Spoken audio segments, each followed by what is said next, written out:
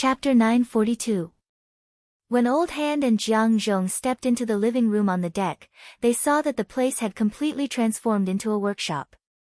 On that day, Mr. Mo, who was thousands of miles away, had completely unfurled the 3 second edition exoskeleton frames while they were chatting and laughing merrily by the lakeside. One was placed in front of him. One was draped over his body. On the tatami mats and the table, there was a torn piece of clothing. The virtual work area had a rough outline of a structural design, as well as the sketches of various spare parts, modules, and so on. Aside from the main frame, everything else was switching at high speeds. It was a dazzling sight. Mr. Mo himself appeared to be relatively calm. He crossed his arms in front of his chest, sat cross-legged, and gazed at the virtual work area. He didn't make any movements, but his eyeballs would occasionally swivel. He should be thinking. Jiang Zhong's gaze couldn't help but look around the living room, which had practically lost its ability to receive guests. Only then did he cast an inquiring gaze toward Old Hand. What he meant was, is this Mr. Mo like this in private? Old Hand nodded imperceptibly. At the very least, when they interacted normally, they mainly discussed technology and researched. Of course, perhaps he simply treated you as a technician. There was no need to bicker with you in other fields. Mr. Mo was extremely focused. He didn't pay attention to the two. Yin Lu, who had led them in, was not surprised by this sort of scene. She calmly found a place where she could stand and invited Old Hand and Jiang Zhong to take their seats. Since she still had matters to attend to, she excused herself and Mr. Mo left. Snake Tongue played the role of a maid. She offered short tables, tea, desserts, and so on to the two of them. Her attitude was humble, and her standards were rather high. She made up for Mr. Mo's arrogance that came from being overly focused. The two of them were somewhat overwhelmed by the favor. When they were seated, Jiang Zhong sensed that Mr. Mo's current attitude was a bit different from what he expected. He furrowed his brows as he pondered on how to cut in.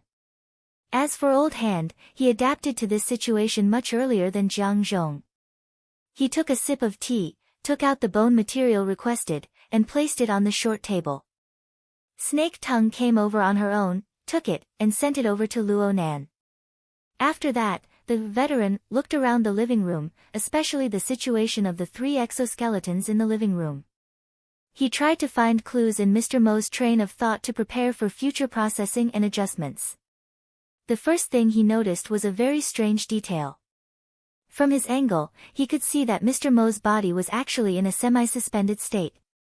He was supported by the exoskeleton frame, and there was a distance of nearly 10 centimeters between him and the tatami below. Looking at it in detail, the exoskeleton frame that was half hidden in the shadow of Luo Nan's body did not appear to be a stable and firm structure. Instead, it was in the midst of constant change. In front of him was the lower ring-shaped frame, and a second later, it turned into a drooping arm support joint. Next, it might be the half-disassembled load-bearing unit of the spine. Sometimes, even the veteran couldn't clearly see what it was. The only thing he could confirm was that these supporting points were all parts of the exoskeleton frame. They were under Mr. Mo's control, constantly mobilizing and adjusting. They were in a highly active state. Of course, the exoskeleton frame itself had a relatively fixed form. No matter how active it was, there was a limit. The changes had a boundary. And during the process of active switching, the frame would occasionally sway and lose balance. However, Mr. Mo was always able to quickly find a balance.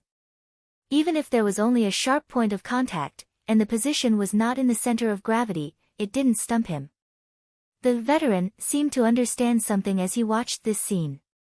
Mr. Mo opened his mouth to speak at this time. The balance test can be considered a good way to examine the physical structure of the exoskeleton system. It's simple and easy to use. It's not expensive. The veteran had already entered a state of mind.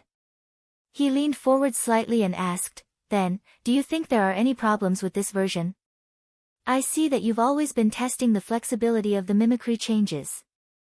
Is there a problem?" "The problem isn't small. Luo Nan wore Mr. Mo's face and faced the cautious face of the veteran. He grinned and said, "But this is my problem. It's the problem of my eyes suddenly becoming sharper and sharper." In the eyes of the current Luo Nan, or to be exact, in the eyes of the Luo Nan who had gone through 70 hours of high-intensity training as a maintenance soldier in the repeater station of planet Vanguard 4 and lived in actual combat, regardless of whether it was the second version that already possessed the actual object or the third version that was still in the state of a blueprint, the overall idea was that the mimicry transformation was the main functional requirement. It was possible to use it as an auxiliary line and mounting module to construct a perfect body.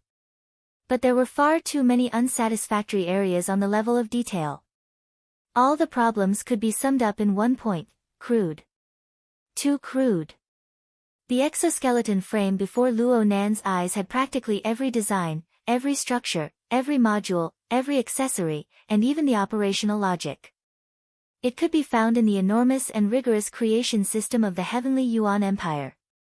Moreover, it was a more perfect and mature plan. Actually, there was no need to flip through the database. Luo Nan had experienced the most commonly used classical structures under his high-intensity training.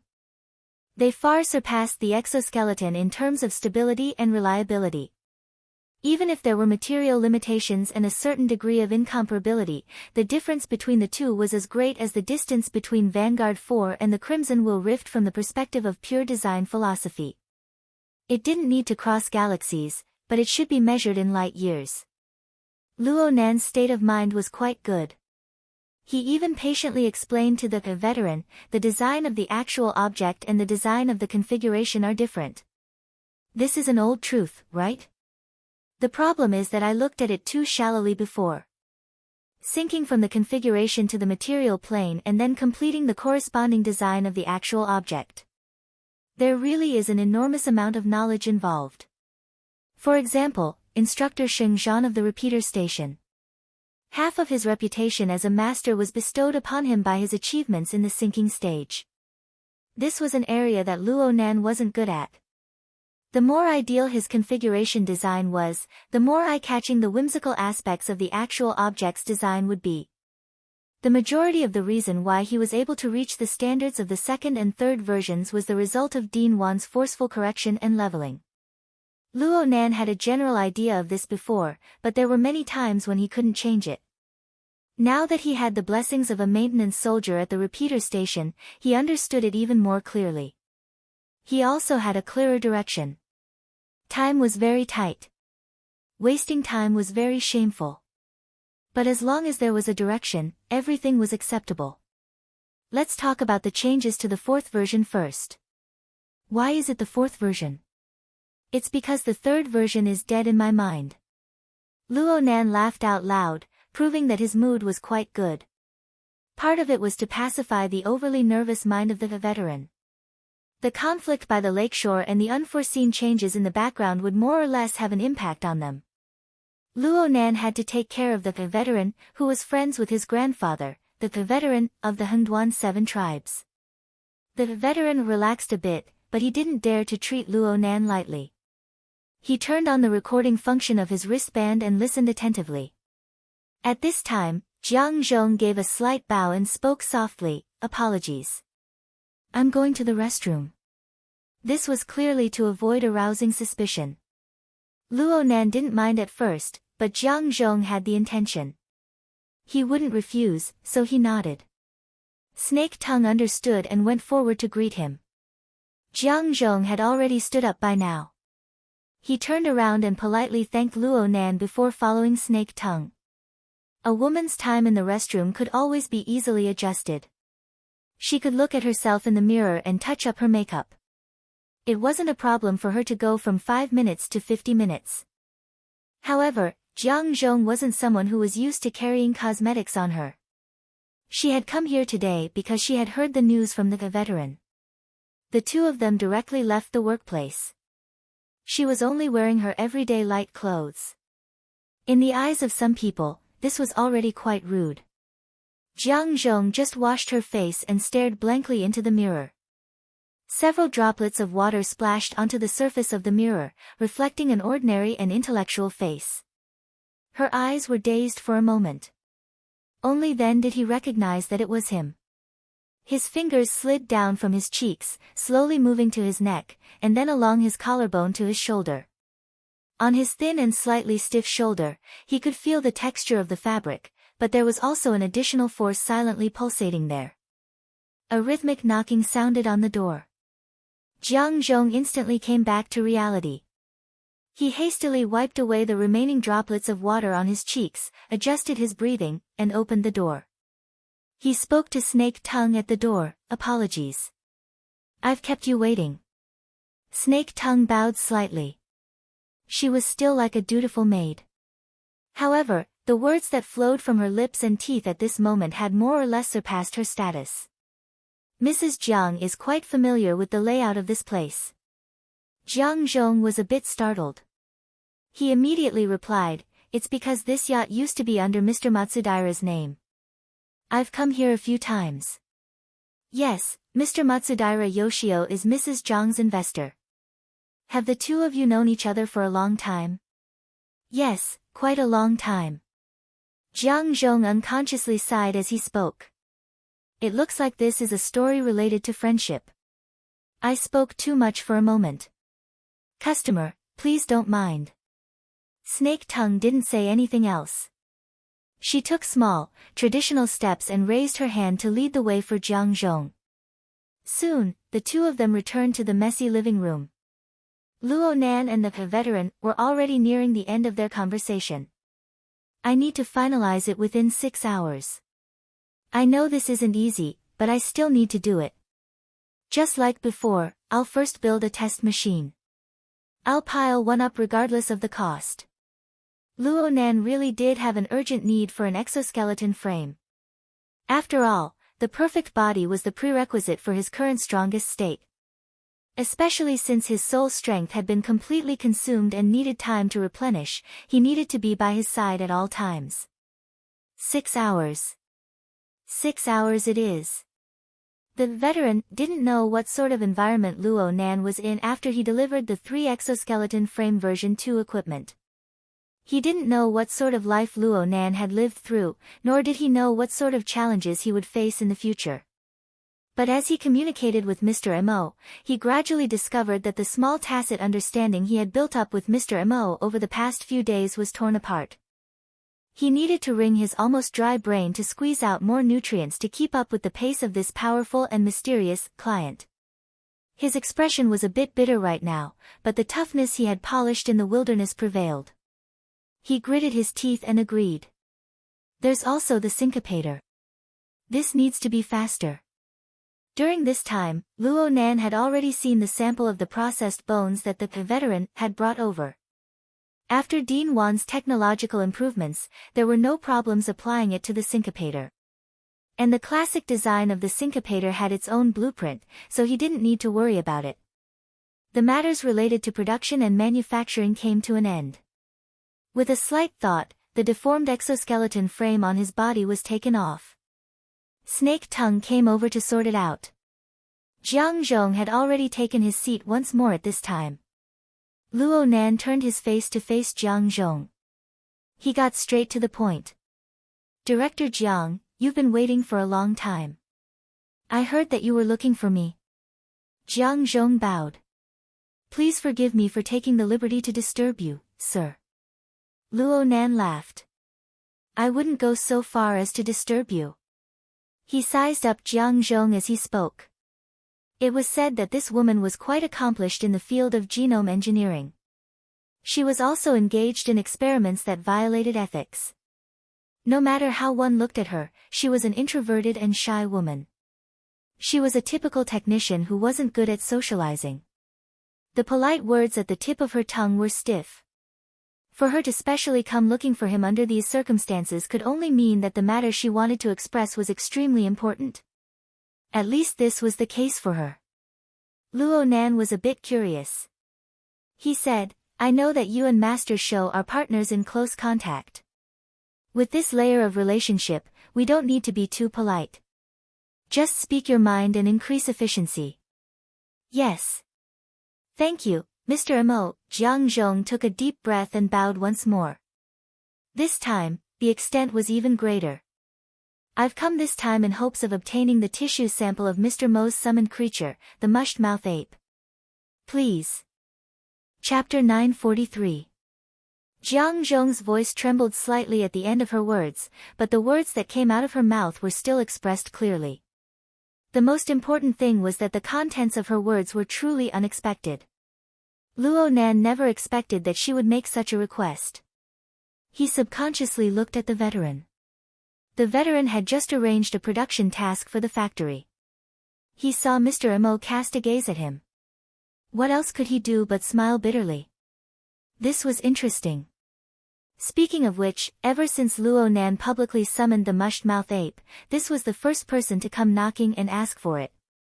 It must be known that this was a key target linked to the new plane. Who knew how many people were drooling over the idea of getting their hands on it? But they were intimidated by the power displayed by Mr. Mo, and the fact that the summoned creature came and went without a trace.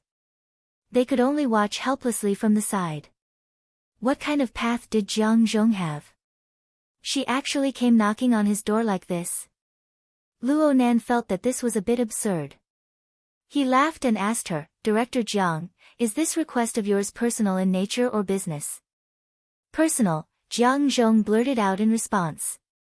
Oh, so it's like this. Luo Nan declined to comment. Luo Nan knew about the conversation between Snake Tongue and Jiang Zhong. Snake Tongue's actions were carried out under his tacit approval. However, this lady's position was far too vague. It was just like the appearance and temperament she displayed. They were separated by a layer of faintly discernible mist. It was like Luo Nan himself was covered by a veil of invisibility. Luo Nan decided to start with the most basic of questions. Director Jiang, you've seen Yuan X. Oh, this is what I call the mushed-mouth ape. You should have heard me say it when you were next to me. Its volume isn't small, but it's an energized existence. What do you mean by a tissue sample? Jiang Zhong felt that she had already crossed a bottleneck when she wasn't blasted out by Mr. Mo on the spot. The nervousness in her heart eased a bit. She gently adjusted her breathing to make her voice a bit clearer. Mr. Mo, it's like this. I observed the mushed-mouth ape back then. It possessed an overall structural stability on the material plane. I have mastered a technique that allows me to cut out a basic unit from the bottom of the structure. I can preserve the basic structural properties without damaging the entirety of the structure, and I can maintain it for a certain amount of time for research. Luo Nan was astonished. You had ideas about it back then? Jiang Zhong was a little embarrassed. He lowered his head and said, I've considered it. After all, it's related to my research. Luo Nan ran a circle through his mind. It was said that different professions were worlds apart. He didn't quite understand what Jiang Zhong's so-called technology was. He also didn't know the specific contents of her research. He just felt that this didn't seem to be the field of genome engineering.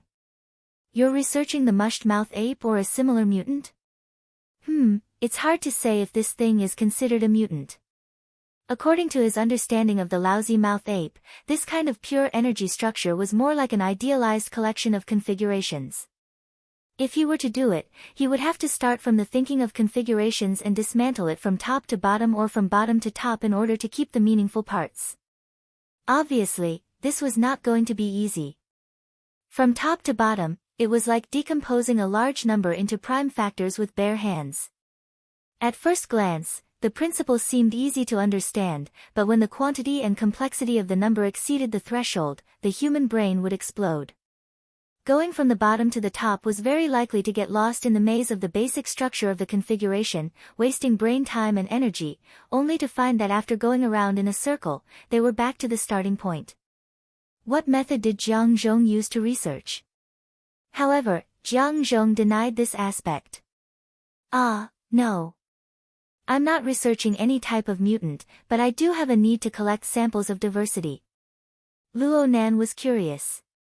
What kind of specific direction? Jiang Zhong responded without the slightest hesitation.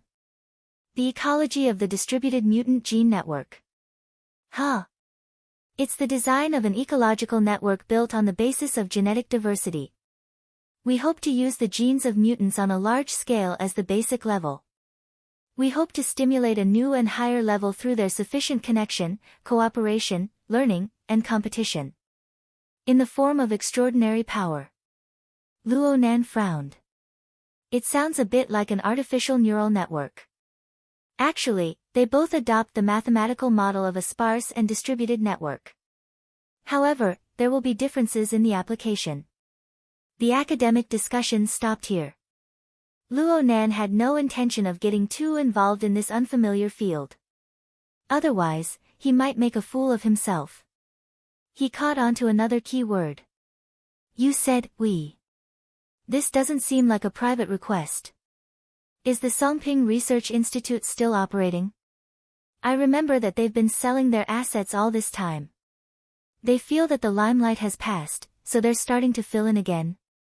Jiang Zhong was a bit nervous when she saw Luo Nan's doubt. She explained, I don't understand the operation of the Great Zay Order. I'm asking for a tissue sample for the sake of the following research. Of course it has nothing to do with the Great Zay Order. As far as I know, the research institute you're in is privately funded by Matsudaira Yoshio. This research project. I brought it with me. Jiang Zhong's rebuttal blurted out, but there was a stumble in the middle. It dispelled her emotions more or less. Then her voice weakened a bit, but it was still a lot harder than before. I've already signed an agreement with the Research Institute. They've only obtained the patent related to the field of directional induction for this project. The rest is still with me.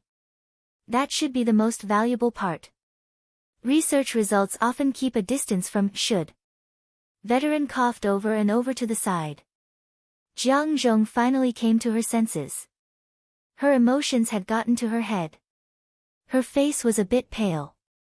She tried to apologize, but she didn't know what to say for a time. On the other side, Luo Nan saw that Jiang Zhong was so nervous that her fists were clenched, but her body movements were still forcefully not falling apart. The key thing was that veteran was smiling at the side.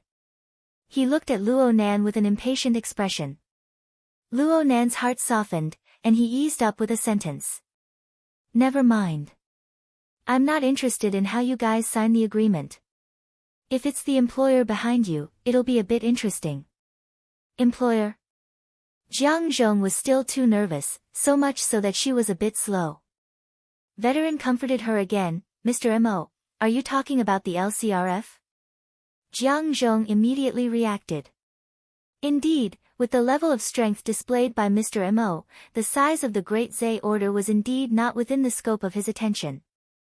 Those that could be linked to him were certainly of a higher level. For example, behind Matsudaira Yoshio's private research institute was an even larger investment organization, the LCRF, which was also known as the Life Cycle Research Fund. Luo Nan had diverted the topic. Veteran was naturally willing to cooperate. He intentionally used chatter to ease up the atmosphere. I'd say that the LCRF isn't very interested in Jiang Zhong's research. The uncertainties are too strong, and it's a long and drawn-out project. It's been over 20 years from the beginning until now. It's not that there aren't any results, but there hasn't been a single person who's been able to prolong their lives. Those fellows who are older and weaker than me are probably just waiting to die if they really rely on this. The rest of them can't wait any longer. Veteran laughed heartily as he spoke. Luo Nan laughed as well. What the veterans were referring to was the mockery of the ability users' sense of superiority towards the previous generations, who had great capital and power but could not activate supernatural powers, and ended up kneeling before diseases and death and weeping their hearts out. He spoke again, from the Wilderness Laboratory to Quantum Corporation, they've been fighting for 3 days even if they don't have dates. They're really going crazy from hunger. Luo Nan added in his mind, from the safe trade zone of Ban City to the deep blue world. Ever since the era of distortion, especially after the appearance of powerful mythical existences like ability users and extraordinaries, those in power who were unable to catch up were driven mad with jealousy on one hand. On the other hand, they discovered the hope of prolonging their lives and vitality. Under the provocation of hope, a considerable portion of this group of people lost their composure. They did things more and more aggressively, disregarding everything. The LCRF was one of the batons they used to wield the power of capital. They had become more and more anxious in the past few years. At the same time, Luo Nan discovered a few emotional triggers from veterans' words. Master Shou has had dealings with the LCRF before. Me? I don't have the qualifications. I've just seen a few things. It's all from a long time ago. In the past. It was when we were in the wilderness. It's a pity that it doesn't seem like friendship. Luo Nan's mind suddenly froze when he spoke to this point. He felt that it was a bit familiar. He looked at Jiang Zhong across from him and remembered that this was a bit similar to the words Snake Tongue had said to him a few minutes ago. The trigger was friendship, but the key word was a time expression like, in the past. Luo Nan's eyes narrowed. He paid attention to it in secret, but he didn't delve deeper into this field. He just casually made a summary, the claws of capital really are unfathomable. Veteran laughed. Clearly, Mr. Mo had forgotten that he controlled the Blood Flame Order and the Castle Financial Group, which was even more famous in the secular world. They were also outstanding and famous capital powers. From this, it could be seen that Mr. Mo didn't place his position on the side of capital. This was in line with his usual behavior, making Veteran feel closer to him. He wanted to strike while the iron was hot and help Jiang Zhong speak up. But Mr. Mo shook his head. Honestly speaking, Director Zhang's research project has nothing to do with me. But if it involves the mushed-mouth ape? This very moment is far too sensitive. Veteran had already automatically entered the role of a lobbyist. He humbly asked for guidance. You're saying? I don't know how much you guys understand about this matter, but the current public situation is this: the mushed-mouth ape is involved in the secrets of a new plane. If its tissue sample can really be dismantled and leaked out, Luo Nan raised his hand to stop Jiang Zhong's inclination to swear an oath. I'm saying that even if only the news is leaked out, who knows what those fellows who stare at the new plane day in and day out to the point that their eyes turn green from staring at it. Luo Nan cast his gaze at Jiang Zhong. Think about it. If you get this tissue sample, maybe when you get off the yacht, that go to Masayoshi, even if he doesn't exist, there can still be Satoshi Maitu, Renzwudeng, and so on. They can invite you onto the yacht and send you directly to the Amaterasu court. He was joking, but Jiang Zhong and the veteran couldn't bring themselves to laugh. Luo Nan sighed when he saw their expressions. Looking at it from a different angle, Luo Nan really wanted to know whether or not the scientific research institutions of Earth could explore deeper secrets from the mushed-mouth ape's research, secrets that even he couldn't touch. Yes, he already knew that the cloud world was the product of the interaction between the Mist Labyrinth and Earth's local spacetime. He even wanted to borrow this basic logic for the virtual plane he would create in the future in order to quickly take shape. But why would a strange species like the mushed-mouth ape appear in the basic and clear structure of the cloud world? This was still an unsolved mystery. If he had a trustworthy research team under his command, he would have given it away by now. President Ouyang's side was actually pretty good. But it was just as he said before. It was unknown how big of a storm would be stirred if news were to leak out in this sensitive period. Luo Nan's mind stirred slightly when he thought of this. Another thought popped up in his mind. It seemed that stirring up a storm wasn't bad at all. He was somewhat unable to suppress this thought as soon as it appeared. But now wasn't the time to think things through in detail. Luo Nan retracted his attention and faced Veteran once more.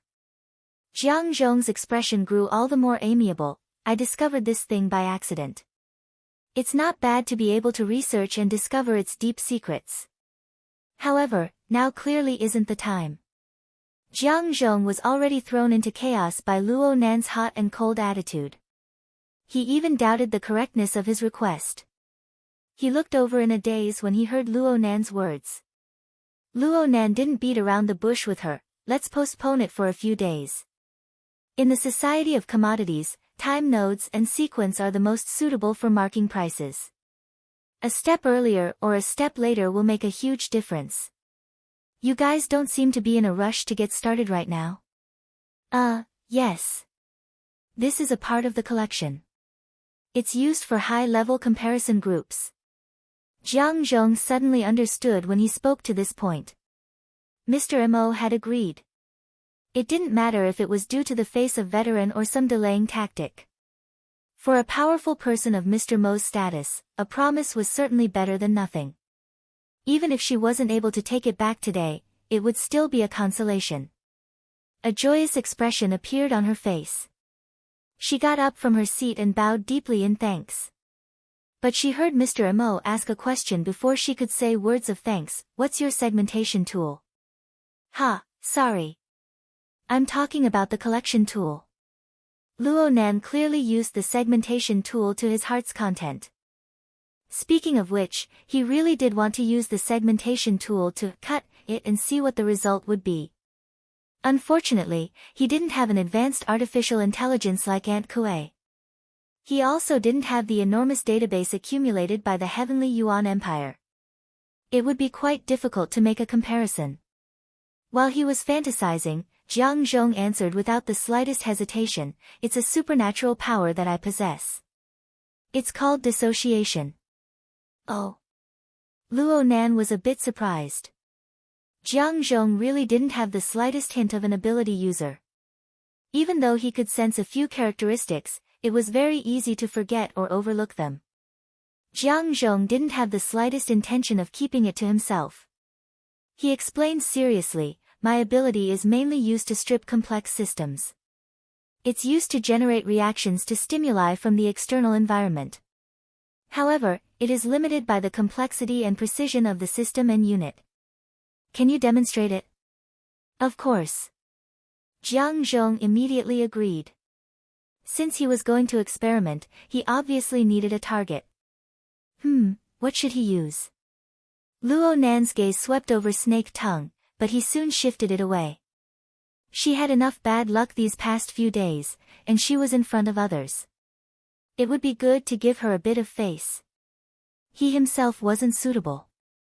Veteran was a guest. He couldn't really bring out Yuan X. Luo Nan's thoughts spun a few times, and he came up with a plan.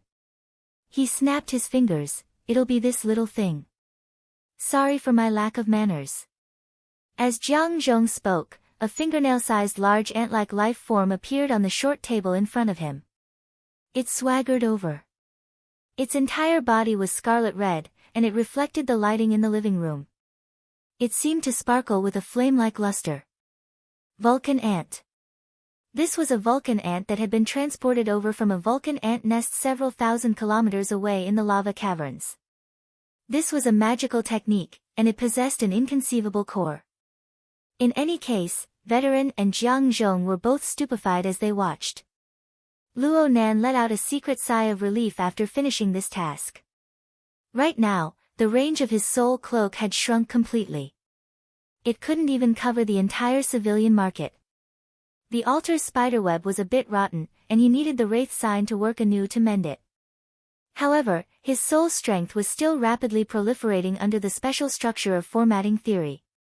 It was far beyond the reach of normal ability users, and it was endlessly recovering. Moreover, his control over the targets he had previously controlled didn't decline at all. This reflected the stability of the dark chains, a fundamental ability. Completing this fixed-point transmission basically clarified the bottom line of his strength. Back to the matter at hand, the Vulcan ant was a social mutant species. It was controlled, small in size, and simple in internal structure. It was quite suitable to be used as a target for a demonstration. Luo Nan looked at Jiang Zhong, but Jiang Zhong was stupefied. Is it too small? No. I've done it before.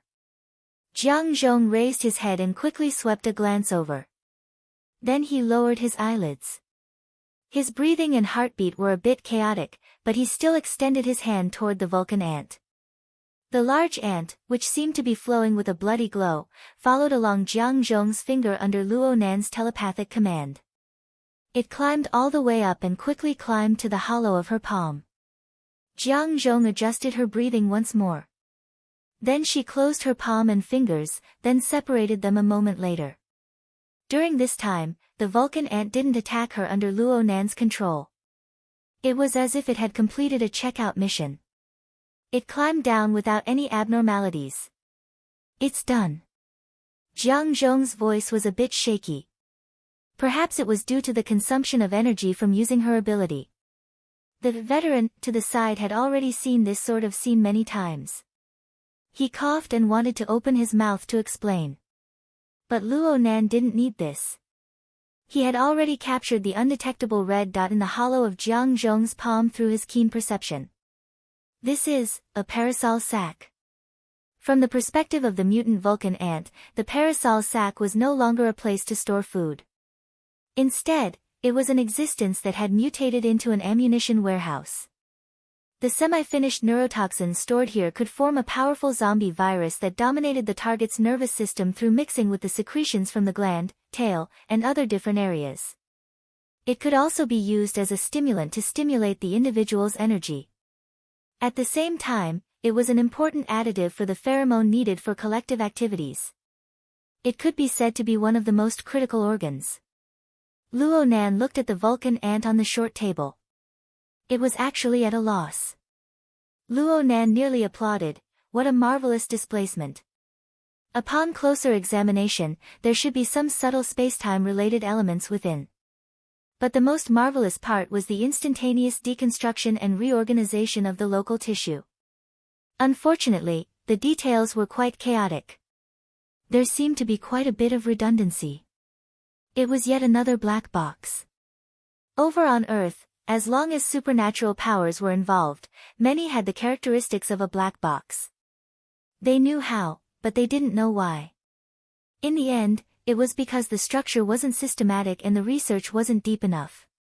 In any case, this was a very interesting ability. If used properly, it could even be a very terrifying ability. Luo Nan felt that he didn't lose out by being able to see this demonstration. Chapter 944. Old Hand and Jiang Zhong left. As they exited the cabin, they bumped into Yin Lu, who had sent them over. Yin Lu politely wanted to send them off the airship, but they refused. Basically, the two bid farewell in a calm mood.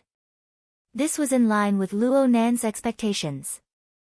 Sir's heart is too good. Yin Lu said this as soon as she entered. She was suspicious of flattery, but part of it was from the bottom of her heart. She hesitated for a moment before saying, the human heart is subtle. If Sir's attitude is too kind, it might not be a good thing for them. Luo Nan was arranging the parts around him, trying to piece them back together. He didn't even raise his head when he heard this. Master Shou isn't that kind of person. As for Jiang Zhong, he doesn't seem like one either. His words were uncertain, but his tone was flat. This was because this wasn't the main point of Luo Nan's attention. In comparison, he felt that the relationship between the two was more worth exploring. The friendship between Master Shou and Jiang Zhong is extremely deep. It's not at the level of an ordinary collaborator. Yin Lu pulled out the relevant information. Yes, it's closer than what the information shows. However, Master Shou's Hengduan 7 tribes has a much more tense relationship with Jiang Zhong. Their relationship with Jiang Zhong is the relationship between a researcher and a lab rat. A considerable number of people have a very bad impression of Jiang Zhong. On the day she and Master Shou were kidnapped, some people even suspected that it was a trick she played. Luo Nan's hands didn't stop assembling. He just spoke a bit slower. Under normal logic, even if the researcher felt pity for the lab rat, it's unlikely that the researcher would develop a friendship and relationship with the lab rat. That would be far too difficult. But the facts are there. How did this friendship come about? And when did it come about? Yin Lu roughly grasped Luo Nan's train of thought. She tried to make a judgment. If we exclude some complex physiological and psychological factors, pushing the time forward is more logical. This is before the Hengduan 7 tribes became living materials. They moved to Ban City in the first place to become living materials. Nominally, it was to provide social relief to the nomadic tribes of the wilderness that had suffered from the mutant infection.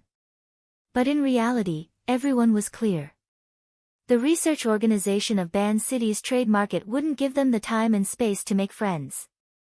Then we can only push it forward. The wilderness. Luo Nan said. Yin Lu quickly brought up the corresponding information. According to the information from the Great Zhe cult, there are rumors that Jiang Zhong was born in the wilderness. At least in the processing plants and research institutes, most people think so. Wilderness. This is the wilderness. Luo Nan paused his assembling actions for a moment. Then he casually swept his hand and cleared the table in front of him, letting the spare parts scatter to the ground. Then, he took a fake vertebra joint used on load-bearing ridges and placed it in the middle of the table. What we can be 100% sure of is that before Master Shou came to Ban City, he was in the wilderness, in Spring City, near the Hengduan mountain range. If Jiang Zhong got to know him in the wilderness, it's most likely here. Luo Nan placed another bionic joint on the table, placing it together with the one representing the veteran. He thought for a bit and separated them a bit.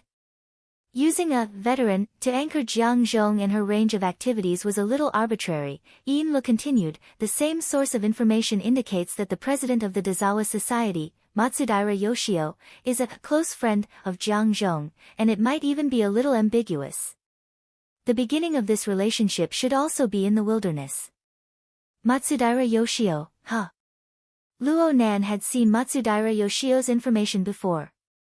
It seemed that Matsudaira Yoshio was a powerful character, but Luo Nan's impression of Matsudaira Yoshio was still fuzzy in his mind. What attracted Luo Nan's attention was that Matsudaira Yoshio had once roamed the wilderness for a considerable amount of time. It was just that Matsudaira Yoshio was very secretive about where he went and what he did.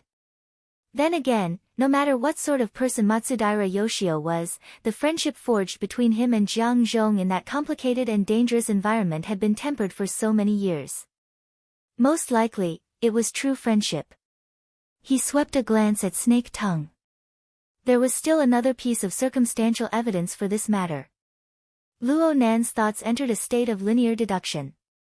A long time ago, a friend in the wilderness. There were far too many possibilities in terms of specific locations without the anchor point of veteran. However, if Old Hand was added, Luo Nan would have to seek an intersection, and the range would suddenly narrow. But then, Luo Nan picked up another bionic joint and placed it on the table. Could Matsudaira Yoshio and veteran be old acquaintances? There's no evidence to prove this. Yeah. Wouldn't the relationship be too complicated if he followed this line of deduction? Could it be that Jiang Zhong and even Matsudaira Yoshio were old acquaintances? Luo Nan grasped the bionic joint in the palm of his hand and flipped through the external neuron to search for information. In the past, Yueyin had recently asked Yin Lu to search the information market for some information regarding his grandfather Luo Yuandao's scientific research ethics case. He would flip through it when he had nothing to do. Unsurprisingly, there were no records of any connection. And this was the most detailed information Luo Nan could find in the early days. As for the wilderness laboratory stage, it was the late 70s and early 80s. The world government was still in a difficult strategic defense phase against the mutants in the wilderness. They had practically no influence over the refugee powers. Even the intelligence organizations of the inner world didn't have many methods to deal with the chaotic and bloody wilderness. It was very difficult to gather intelligence. After going back and forth many times, Luo Nan felt that it would be better to listen to his aunt Luo Shuqing's memories. Forget it. I'll just pay attention for now. Luo Nan placed the third bionic joint on the edge of the table. He played it down on the surface, but he had already made a decision in his heart. He would wait until his mental plane's condition had more or less recovered. He would start from this angle and completely monitor Jiang Zhong and Matsudaira Yoshio's movements, or he could simply draw up psychic diagrams and attempt divination. He could see if he could erase the uncertainties from the perspective of supernatural powers. Oh, speaking of psychic diagrams, why did he come to Ban City in the first place? With a thought, the exoskeleton frame's contents automatically switched out in Luo Nan's virtual workspace. What replaced it was Luo Nan's newest work in Xia City. It was on this psychic diagram that the luxurious jadeite light cruise ship was tapped, and a certain image was drawn. Yin Lu knew that Luo Nan was deep in thought. She carefully controlled her breathing for fear of disturbing him. It was just that every time Luo Nan was deep in thought, there would always be some abnormalities around him. This time, aside from the contents of the virtual workspace being switched, the 3 bionic joints on the table were rolling under the influence of some invisible power until they spun and spun. There was also a blood red ant the size of a thumb. It seemed to be the one that had been used as an experimental subject just now. It had crawled back from the opposite table. Unfortunately, its luck tonight was abysmal. It had just climbed onto the table when it was run over by a rolling bionic joint. Perhaps it hit its vitals. In any case, it immediately erupted with a blood-colored flame and was burned to ashes. Luo Nan's gaze locked onto the fire of the fire god ant that exploded and then extinguished, as well as the remaining ashes. He appeared to be deep in thought. And at this time, Yinlu noticed that Snake Tongue was silently retreating. Her eyebrows were knitted together, as if she had encountered some problem. Oh. There were some fluctuations in the mental domain. What's the matter? Even Yinlu noticed the abnormality on the mental plane. There was no need to talk about Luo Nan. He even confirmed the source of the disturbance. His gaze turned to Snake Tongue, and her figure paused. She lowered her eyes and said softly, "Reporting to my lord." "It's Sui Jiawei, calling for help." "Oh." Luo Nan had been staying at the trade market for the past few days, which was also the northern shore of Northern Mountain Lake. He had nearly completely forgotten about the big guy on the southern shore.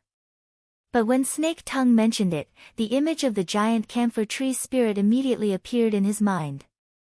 Calling for help. Oh, I nearly forgot. What's the situation like with the powers of the Orders of Order of Ban City these past 2 days? Yinlu replied, "They're all unsettled." The Fusang Divine Tree system revealed itself that day, and it scared quite a few people.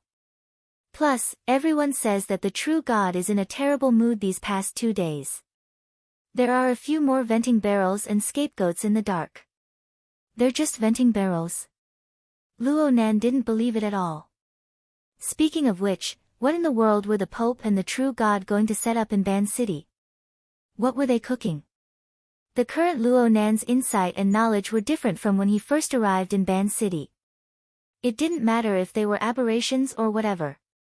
They were born with a spirit, received the power of faith, and could operate and evolve. This was already in the category of fantasy breeds. It wasn't just the Zhujiawei men. According to the taxonomy of species of the Heavenly Yuan Empire, the so-called gods consecrated by the thousands of orders of Order of Ban City could be classified into the category of fantasy breeds. Yes, that's right.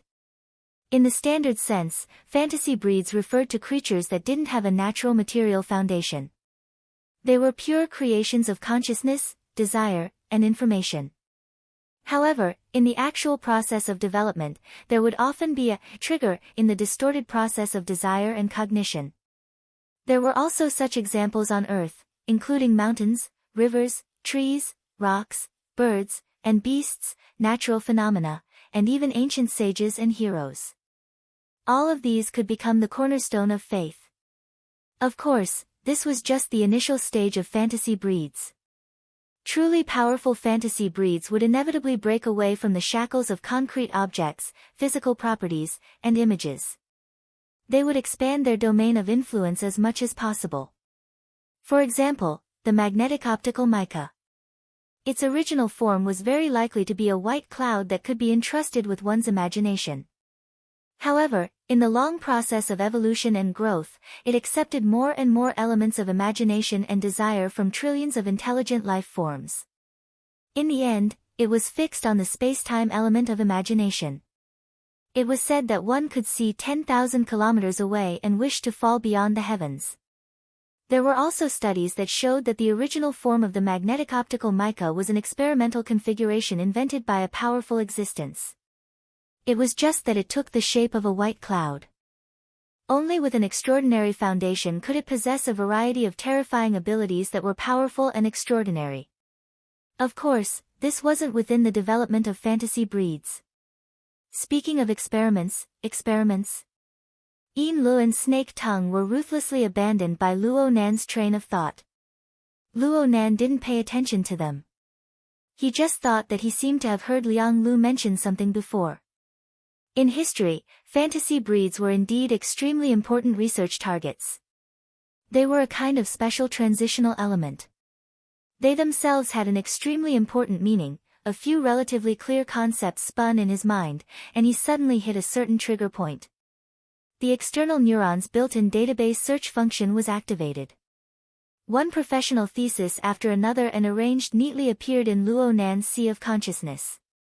Why wasn't he this sensitive in the past? Luo Nan brought back his past self and felt sour about his present self. But after thinking a bit more, he felt that it was reasonable. This sort of telepathic trigger function. If he didn't have the abyss of heaven's style of thought, how could the abyss of heaven's style of thinking be realized?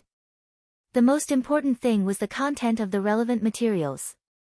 Luo Nan relied on the translation function of his secret glyph to hastily sweep through them. At least within the scope of his field of vision, the topics were different. The keywords and introductions were more or less repetitive.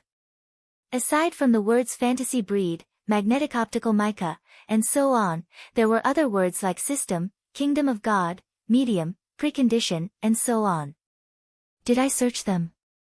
Luo Nan's gaze fell upon the article at the very top of the list, configuration, faith, and great limit, the rational reconstruction of historical evolution from ignorance to dawn, the magnetic optical mica chapter.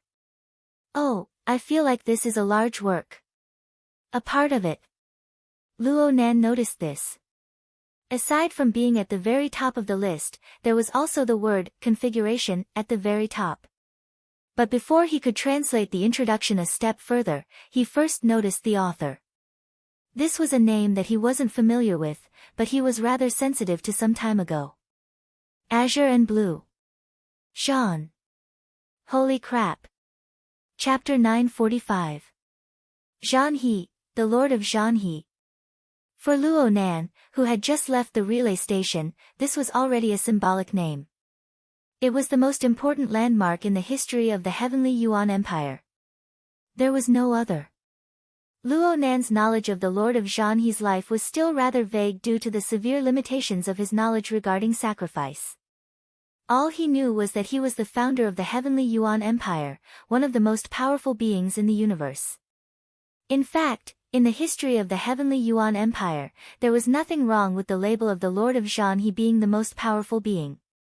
Luo Nan's lack of knowledge regarding the history of the Heavenly Yuan Empire could only allow his thoughts to diverge to this degree. It was quite impossible for his eyes to be brimming with tears for the legacy of the founding emperor. Then, he thought of something more realistic. Authority. Such a character. Such a large card. The external neuron's strict authority settings. Were there no restrictions in this aspect? Luo Nan didn't feel that there were too many authority restrictions in the relay station. It wasn't that the restrictions were loose. Instead, within the precise and complete system, many meaningless reminders or obstacles had already become formless. If you couldn't see it, then you couldn't see it. Basically, you wouldn't be given a corresponding mission. However, Luo Nan had soaked in it for a long time. He had a certain understanding of the authority of the Heavenly Yuan Empire. It could be said that there were differences in levels. From Luo Nan's perspective, the social hierarchy and authority system of the Heavenly Yuan Empire was a rather typical multi-channel model. Within the strict hierarchical division, several specialized channels were open to allow them to operate in parallel. The most common ones included the nobility system, the professional system, and the knowledge system. Some of these were specialized nouns. Luo Nan could only roughly translate and understand them: officer, nobility. These were the system of military service officials. Bachelor, technician, teacher. These were the system of social professions. General, specialist, heaven ladder. These were the system of academic knowledge. Basically, they were all rank 3, rank 9. In addition, there was a series of complicated cultivation orders. But in general, they could be summarized into 3 stages. Namely, internal cultivation, smelting, and innovation.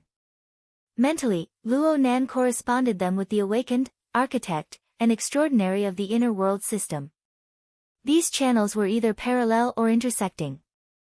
Together, they formed the solid talent structure and knowledge system of the heavenly Yuan Empire, as well as strict value judgments. The knowledge of configuration and creation that Luo Nan had learned was incorporated into it. Each had a precondition and a continuation, forming a complete hierarchy of learning and research.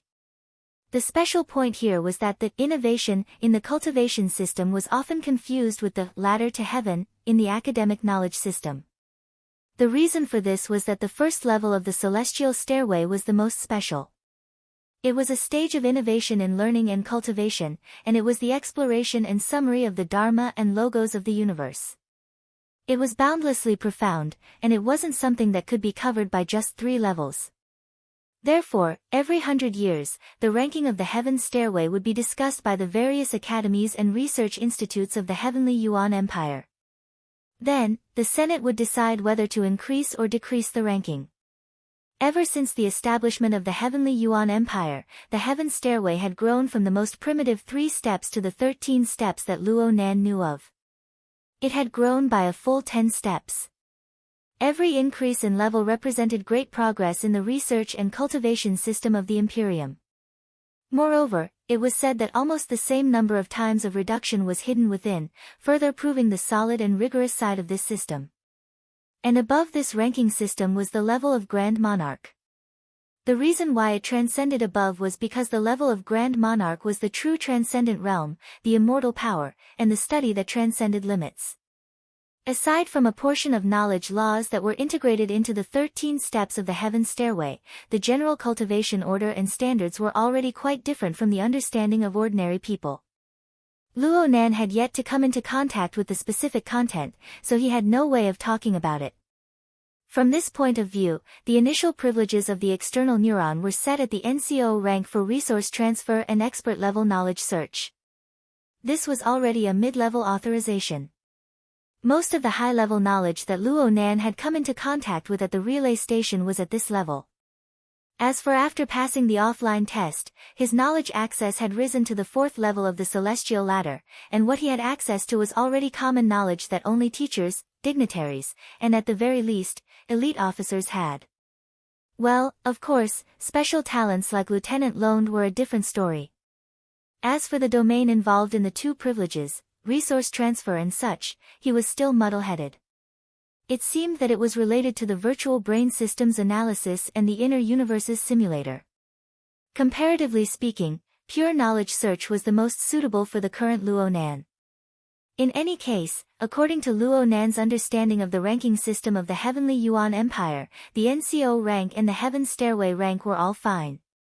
No matter how much one raised one's rank, they were still on the ordinary level within the heavenly Yuan system.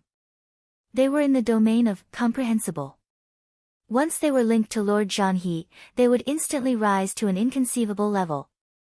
Even though this thesis with a rather long title appeared to be only a portion of some great work, it seemed to be some thesis or teaching material upon closer inspection. There were elements of imparting knowledge, but, was it really possible? It should be possible, Luo Nan said to himself. The privileges of the external neuron were both restrictions and insurance.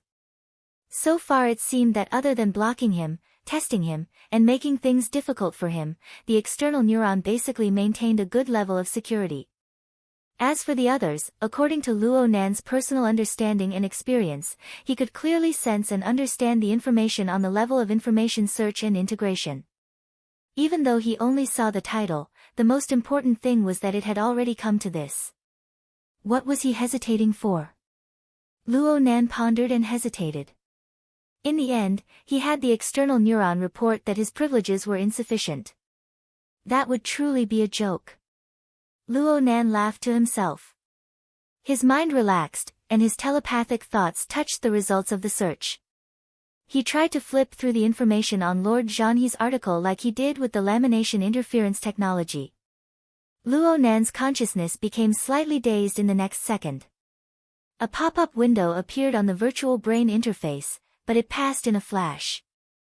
It seemed as if nothing had happened. And this work, elaborated by the highest-level author, had already been released to Luo Nan. He thought that he would have to read, translate, understand, and so on, but there was none. Only bright sparks of electricity suddenly flashed within the haze of the mental plane. Right now, Luo Nan's mental plane was filled with haze. The corrosive process of the Sunwheel absolute hell and the sinful poison pollution was still ongoing, forming an endless dense fog. The imitation show of the heavily chained crow and the wraith sign was also gradually entering a fine state. Bright red light seeped through the depths of the chaotic fog, faintly illuminating the outline and some fragments. When the article transformed into zigzagging lightning and pierced into the fog, it collided with the chaotic scene. But there was no conflict. Instead, it was simply projected. It was like a unique printing machine. It used the fog as a medium to brush out group after group of bizarre graphic symbols. It looked like the I that Luo Nan had inexplicably grasped. The secret sign was a combination of the central region's pictograms and highly generalized symbols. It was as if they came from the same source. There was no doubt that Luo Nan could not understand a single one of them. Even if he had the I secret sign to translate, he would not be able to understand them in a short amount of time. But during this process, he vaguely grasped a few things behind the scenes. The main thing was the external neuron that carried and activated the electricity. It was a few fragments of the operation of the black box. More accurately speaking, it was configuration, faith, and the great limit.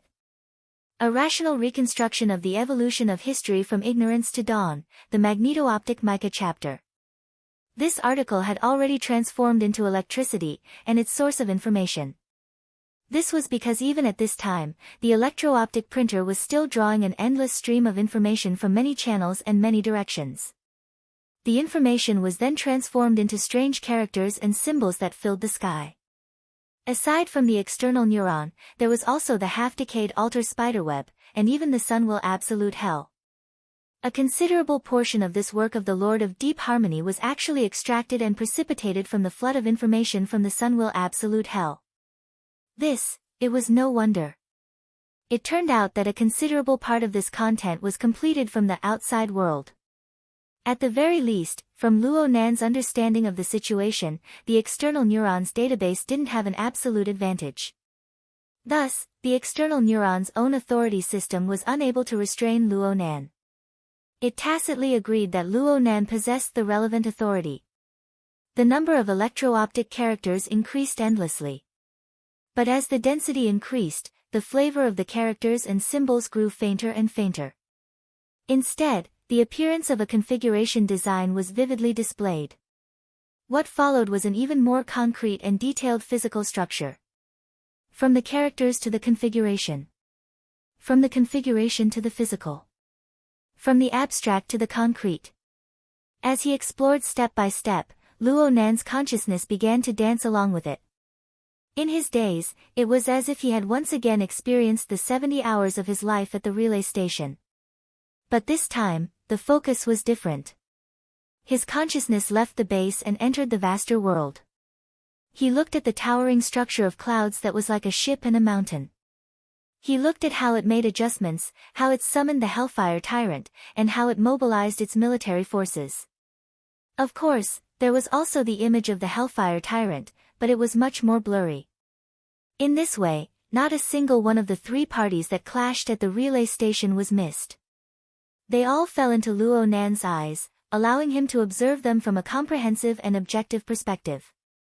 Luo Nan had similar experiences during his offline tests, but he didn't understand them as clearly as he did now. In the end, Backtrack concluded with the exceptionally clear shadow cockroach. What was this? How could Luo Nan see the logic in this instant? But he faintly sensed that he could only approach things from the perspective of concrete images. The deeper level of jurisprudence might be fatal. Luo Nan found a good analogy. He was like Yinlu, snake tongue, and cat eyes of the past. He had entered a movie theater to experience the unfathomable demonstration of the rules. The movie finally came to an end. The lights lit up, but Luo Nan discovered that this wasn't a movie theater. He didn't return to that bewildering, chaotic, and foggy environment. His consciousness had actually led him into a grand and imposing hall. He couldn't see the structure of the palace too clearly. All he knew was that it was inconceivably vast and grand. There were no pillars or shadows blocking the way at all. All he could see were the numerous statues scattered about. There was also mist and mist circulating within. Some of these statues were far away. Some were close. Some were blurry. Some were clear. Some were simply the mist itself. They would suddenly coalesce into form and then vanish into thin air. Chapter 946. It seems to be quite advanced. Right now, Luo Nan could calmly face all sorts of unexpected situations. Could there be a scene more inconceivable than this seemingly real relay station? His consciousness remained within the misty palace. He did not rush to a conclusion. Instead, he quietly waited, sensed, and observed this palace. In the end, he saw the origin of this palace and what it was supported by. Luo Nan observed for a period of time due to his limited cracking of the black box of the external neuron. He was basically certain that this misty palace was a product of information aggregation. It was just countless complex information and data that followed some mechanism to produce an image projection on the mental plane. This was not a preset program of the external neuron. It was more like Luo Nan was in full contact with the flood of information and data through multiple channels. It was a foundation of mutual compromise and passive choice. First was the hairy embryo formed from the aggregation of information structures. According to Luo Nan's current understanding, every information channel represented a type of information structure. The external neuron was the systematic storage of data. The sun will absolute hell was the aggregation model of the shattered rules and information. The evil poison was a negative state that severely distorted the rules and information. There was also the alter spider web. It was a kind of intermediate state where information was transmitted, received, precipitated, and selected. The elements inside were even more complex. There were even millions and millions of living beings that had shallow or deep involvement and influence. It could be said that it was the place where the greatest variable was born. When they collided together, it would be fine if it was just a simple flow of information. It was very likely that they would influence and pollute each other. In the end, they would become completely chaotic and become meaningless noise. The problem was that these completely different information structures possessed rather stubborn and established patterns, yet they possessed a similar foundation in a certain sense. They possessed a relatively unified source, and the effects and infiltration they carried out on each other possessed the meaning of order and rules. Luo Nan could understand and utilize them. Luo Nan believed that this was a good phenomenon. It had great potential. Perhaps in the future, when he encountered more similar channels or information structures, he could handle them according to the rules and form a pattern. There was nothing much to say about the more specific things. This was because what drove these information channels to fully combine was an academic article written by Master Zhanhe with an extremely long title. This could be considered a half-formed mold placed there. It naturally gathered and carried the powder of information. Even 1 out of 10,000 was enough to knead a hairy embryo from within. Well, the process of information structures permeating each other was more interesting. Next was the hairy embryo that Luo Nan had created himself. This was the process of becoming more and more familiar with the flow. Luo Nan was the central axis where all information converged. He was the small wooden stick that produced cotton candy. He stirred within the flood of information, allowing the chaotic information to interweave and form a shape that held fundamental meaning to him. Finally, it was another round of interaction, influence, and infiltration between the two hairy embryos. In the process, the overly profound rules and doctrines that belonged to the article were probed from the theoretical level, evolving into a configuration and turning into a concrete image when the cotton candy could not reflect it in time.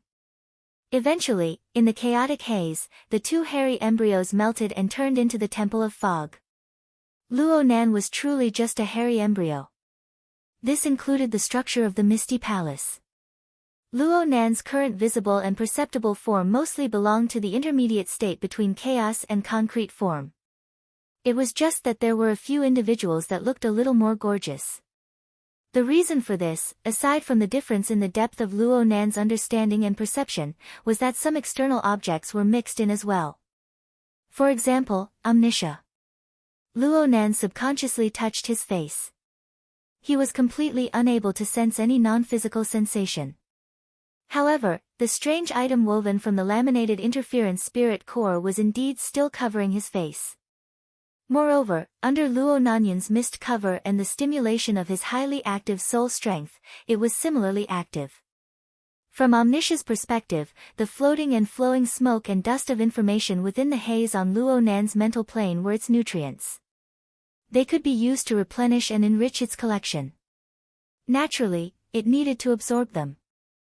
More importantly, in the process of absorbing nutrients, the Order of Invisible Veil, the mask behind the heavy curtains of smoke, also took the initiative to seep into the hair embryo of the Fog Palace, becoming an important element of the Fog Palace. Oh, speaking of which, the two were quite similar.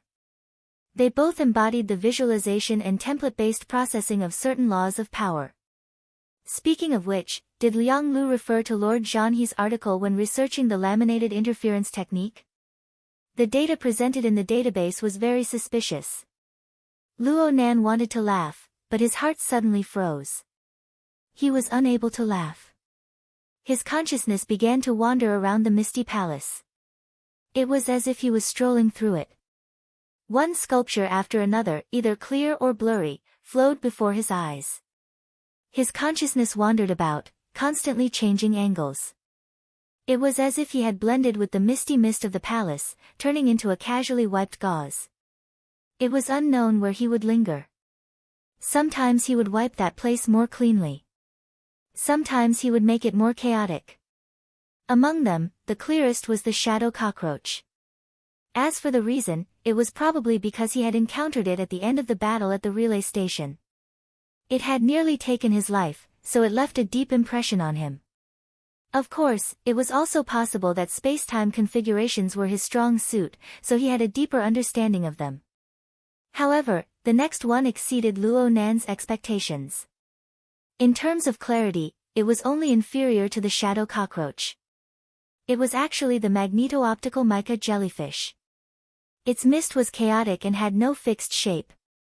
It was similar to the environment of the Misty Palace, so it should have been the hardest to distinguish. But when Luo Nan's consciousness shifted over, he had quite a few intuitive feelings towards the seemingly random changes in the structure and flow. He was often able to find the first opportunity and make a judgment that it should be like this. It seemed to be very familiar. Yes, he seemed to have been in the same situation when he took the offline exam. Later, he even borrowed the soul magnetization inside to scare away a true god. A true god. Luo Nan's mind anchored itself to reality when he thought of this person. He thought about the reason why he had entered this marvelous state.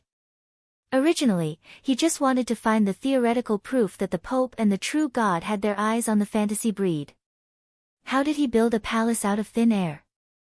Well, this sort of thing was really more interesting.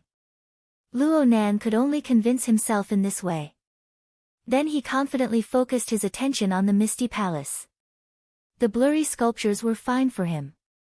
But the shadow cockroach and the magneto-optical mica jellyfish were so clear that they seemed to be able to be touched. Then, he could wake them up at any time. Luo Nan really did touch them. His target was the shadow cockroach. Luo Nan felt rather subtle after his telepathic contact. Of course, the shadow cockroach did not wake up. Luo Nan did not make contact with the material. He just had an additional understanding that pointed towards the configuration and even a deeper level. Unfortunately, it was not to the extent of being able to reproduce it. This was all just a projection of information on the mental plane. If he could create it out of thin air, wouldn't he become a master of creation? There was a transparent membrane between the transparency of ideas and the reality of matter. It could not be pierced no matter what. It was absolutely not a thin layer. It was a dimension that made one despair. Did Luo Nan despair? Not to that extent. He had no intention of peeking into the domain of the master of creation. He just had some thoughts. If he could pierce through this membrane, at least a bit of it would permeate through temporarily, allowing reason and reality to fuse into one. Only then could he be considered to have understood the work of the master of deep harmony. Looking at it rationally, it was impossible for Luo Nan to do this in a short amount of time. However, this direction and train of thought could be used. He even had ready-made tools that he could use. From the looks of things, the lamination interference technique was simply the beggar version of this high-end direction. TSK Liang Lu, oh Liang Lu. What should I say about you? Let's first simulate it and see how your results are. Which statue to start with? As Luo Nan was mulling over this, the external neuron transmitted a signal that did not harmonize with the misty palace environment. It was a distant communication. This time, Luo Nan had no choice but to withdraw.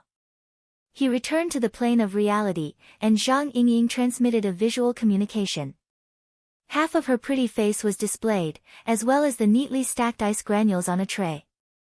Boss Luo, we're done here. Can you check and accept it? Luo Nan looked at his watch. Not even 2 hours had passed, and the old hands probably hadn't even finished making the mold. Not even Luo Nan could say anything about this efficiency. However, Luo Nan already had a plan for the follow-up. I sent you the assembly blueprints before. You can first assemble it according to them. Okay. Wait a moment. I'll change a few strokes first. Zhang Yingying nearly reached out and strangled Daddy Luo Nan, who wanted to change the plan before he could even accept it.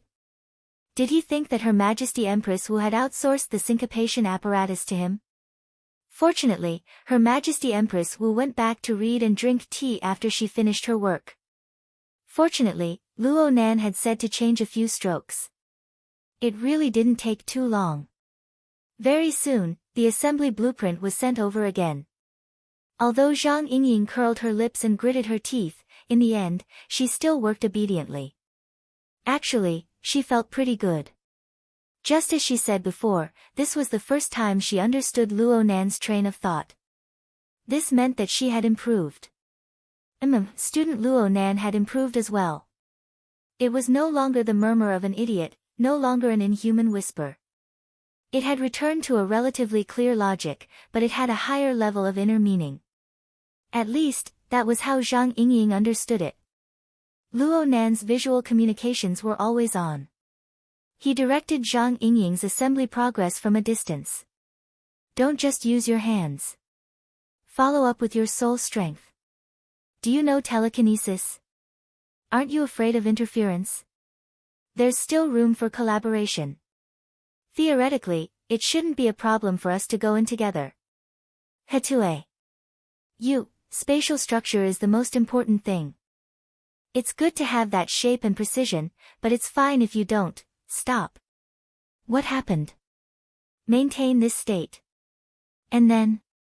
What's next? The sparkling and translucent ice granule structure suddenly stretched and deformed before Zhang Yingying's eyes. It was like a flying ant suddenly flapping its wings to float in the air. It even let out a buzzing sound. Hey, the frequency is too fast. Before Luo Nan's voice could fall, at least half of the ice syncopation apparatus exploded in midair. They transformed into a thin layer of water vapor and ice shards that assaulted Luo Nan's face. Zhang Yingying instinctively squinted her eyes. Her mouth cried out, "Oh no!" But when she focused her eyes to look again, a faint yet lifelike human silhouette appeared behind the water vapor. Chapter 947. You're here already? Zhang Yingying was a bit surprised. How complicated can it be? This is just a signal receiver. The power on my side is a bit higher. This side is a bit more sensitive. After connecting, I just need to make a kite string and connect them together. Luo Nan casually explained the basic principles. Actually, he had used this move a few months ago.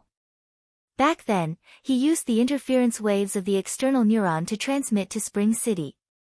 This time, he used the classic design of the heavenly Yuan Empire to realize the long-distance projection, interference, and switching of mental psychic waves and electromagnetic waves. Kite flying.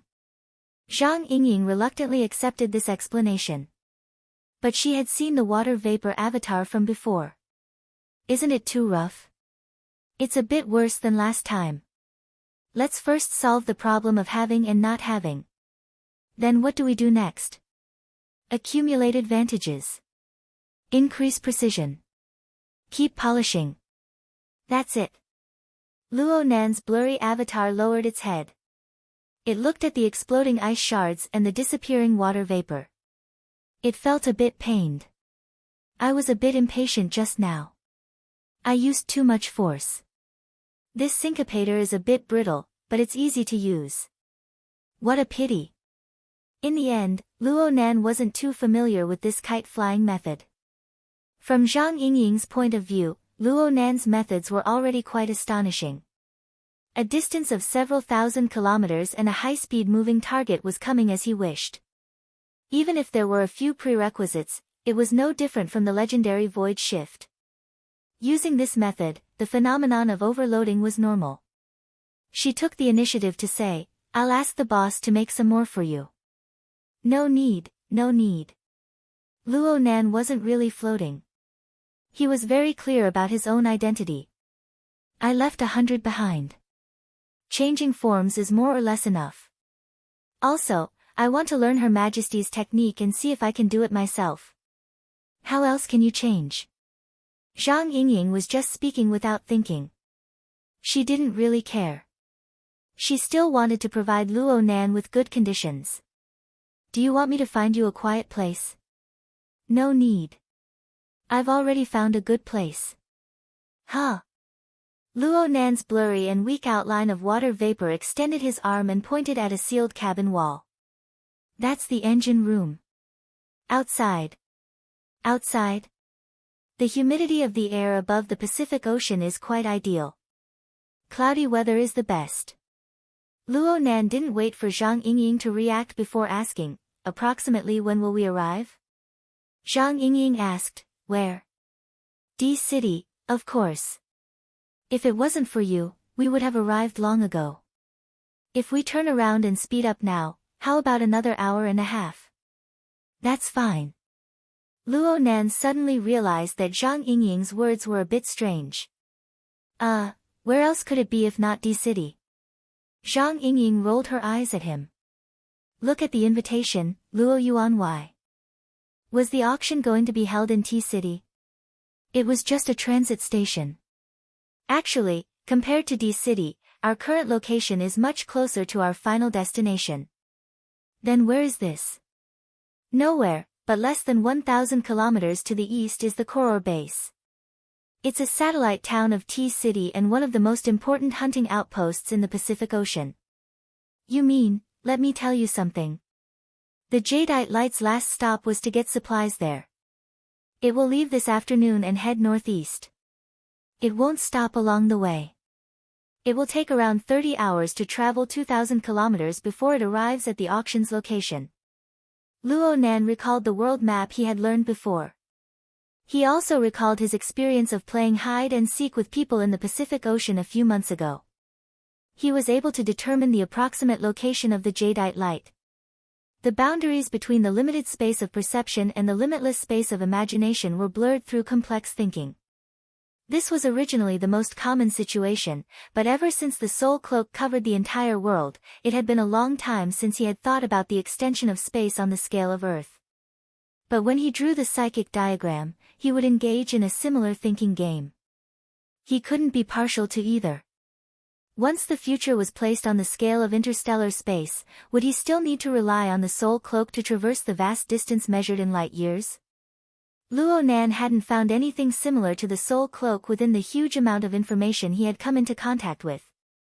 However, there were pearls and jades in the past that utilized the power of perception and imagination to carry out ingenious operations in the field of space and time. The magnetic mica jellyfish was one of them. Luo Nan subconsciously retracted his hand and caressed the blurry vapor clone. Hey, what are you doing? What can I do? Luo Nan rolled his eyes, but Zhang Yingying couldn't see it. He simply asked, we'll reach Tea City in an hour and a half. Where's the landing spot? Boss bought a private estate there. Huh? Is it far from the city? Where's the specific location? What do you mean?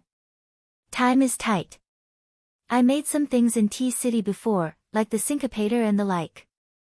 I want to ask someone to deliver them over. TSK, you're well prepared. Not bad. You should have told me earlier. Boss has a processing plant in Tea City. We'll help you make it. Zhang Yingying suddenly realized something as she spoke, the blood flame order. Speaking of which, how did you guys hook up? Didn't they collude with Bamboo Pole's old lover, Sun Jiai, to secretly make a move against you? I remember you asking about this. But you didn't reply. The main thing is that it's too complicated.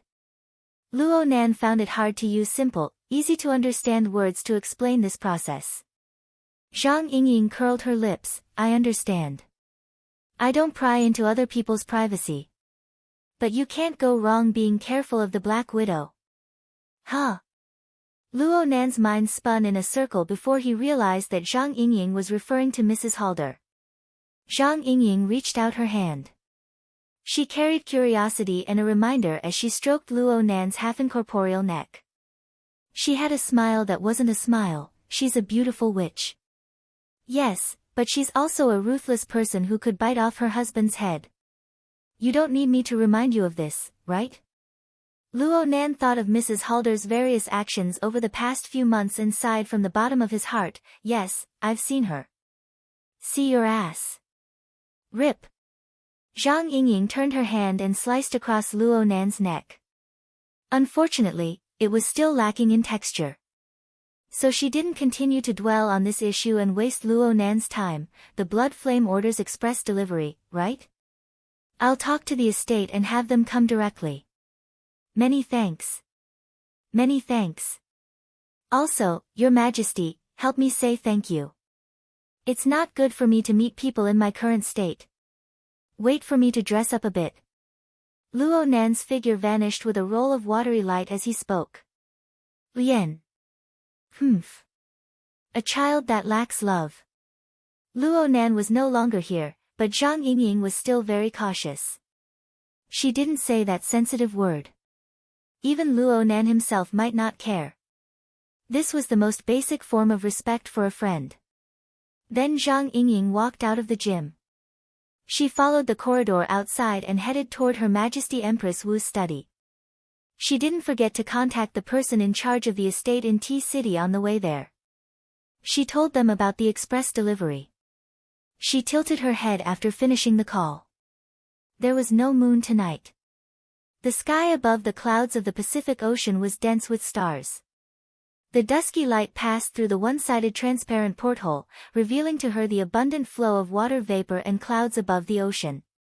She was limited by her field of vision, but only a small portion of it was visible. However, Zhang Yingying had a feeling that Luo Nan was here purely based on her intuition. Then she saw a cloud of mist directly in front of her line of sight. It inexplicably had a clear boundary. The mist within the mist rolled and piled up.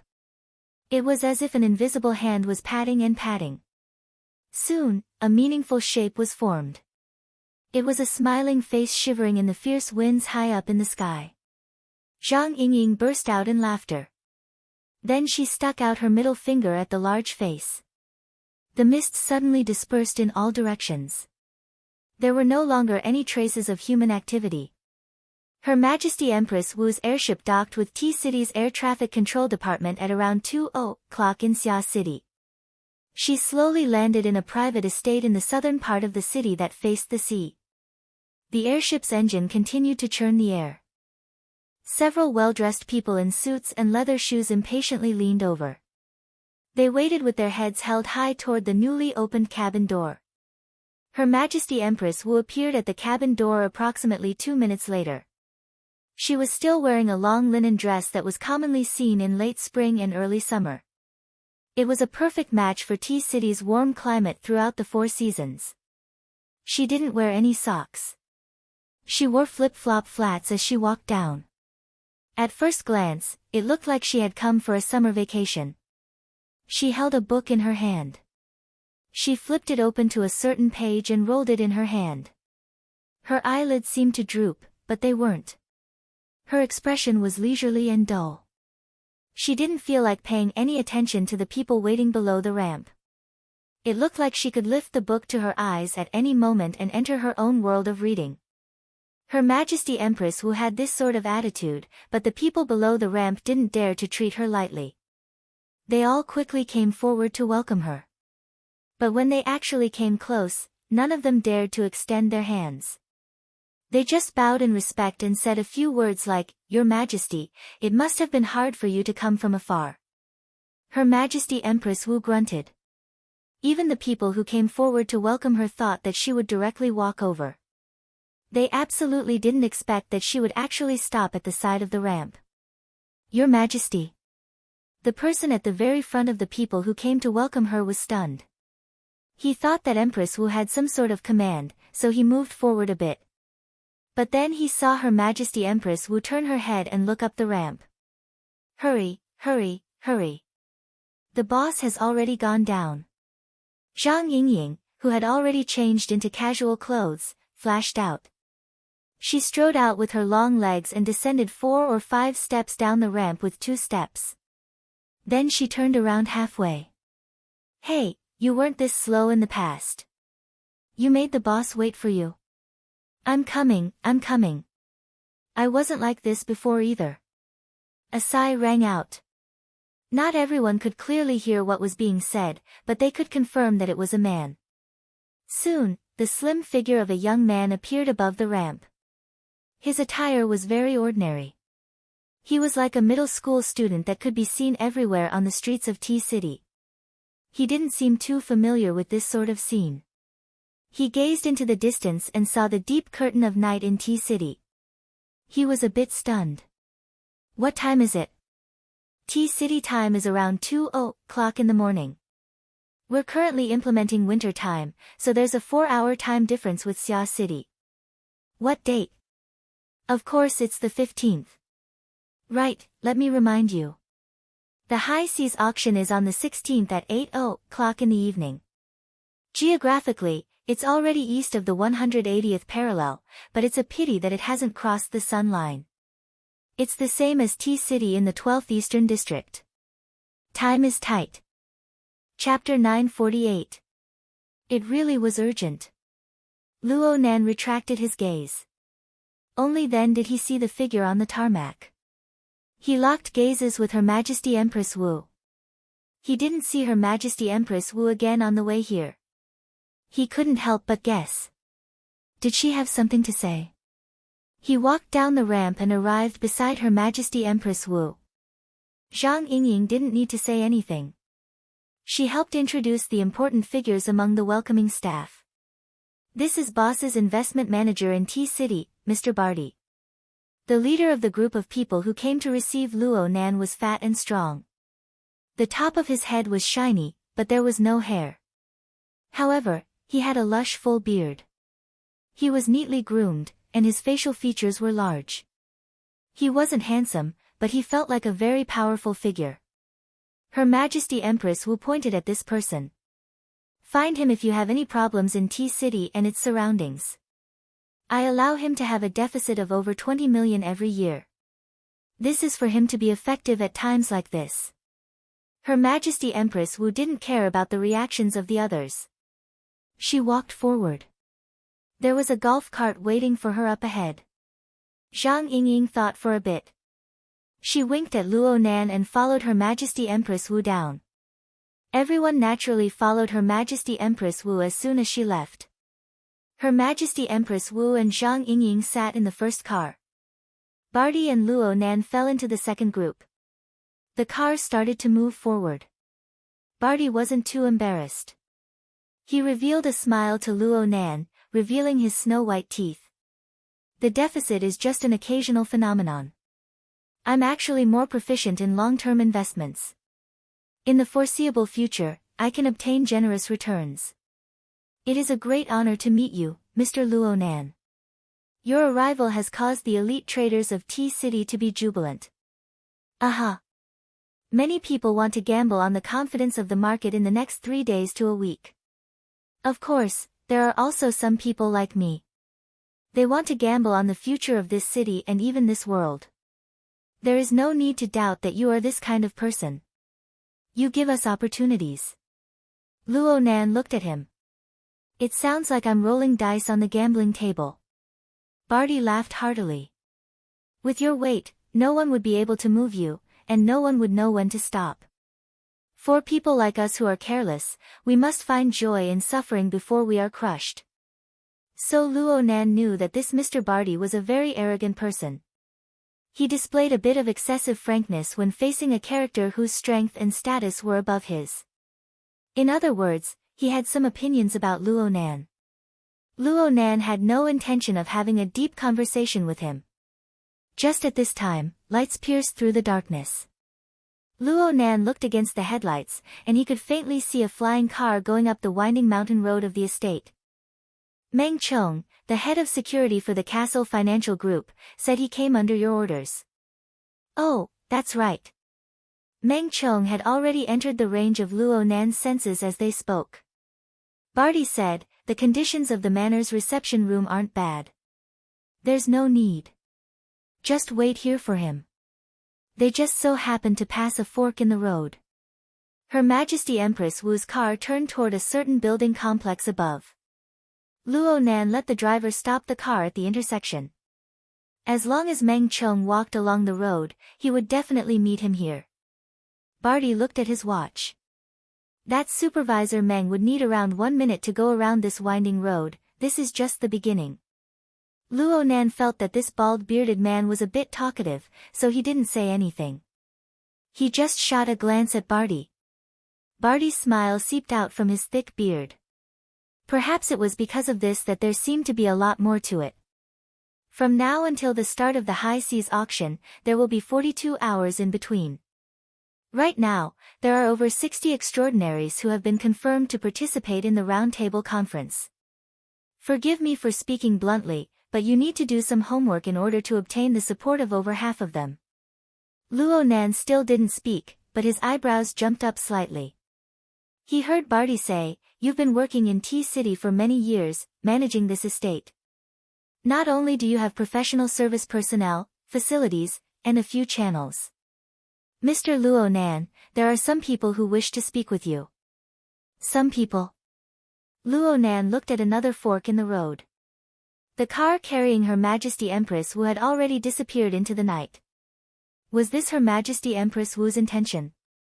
Luonan was silent for a few seconds. The scene of his conversation with Her Majesty Empress Wu rushed through his mind like flowing water. Then he came to a conclusion. Impossible. Her Majesty Empress Wu had clearly pointed out that Luonan was seriously lagging behind in his studies as a sociopath. The implication was that she didn't expect Luonan to be of any use in this field.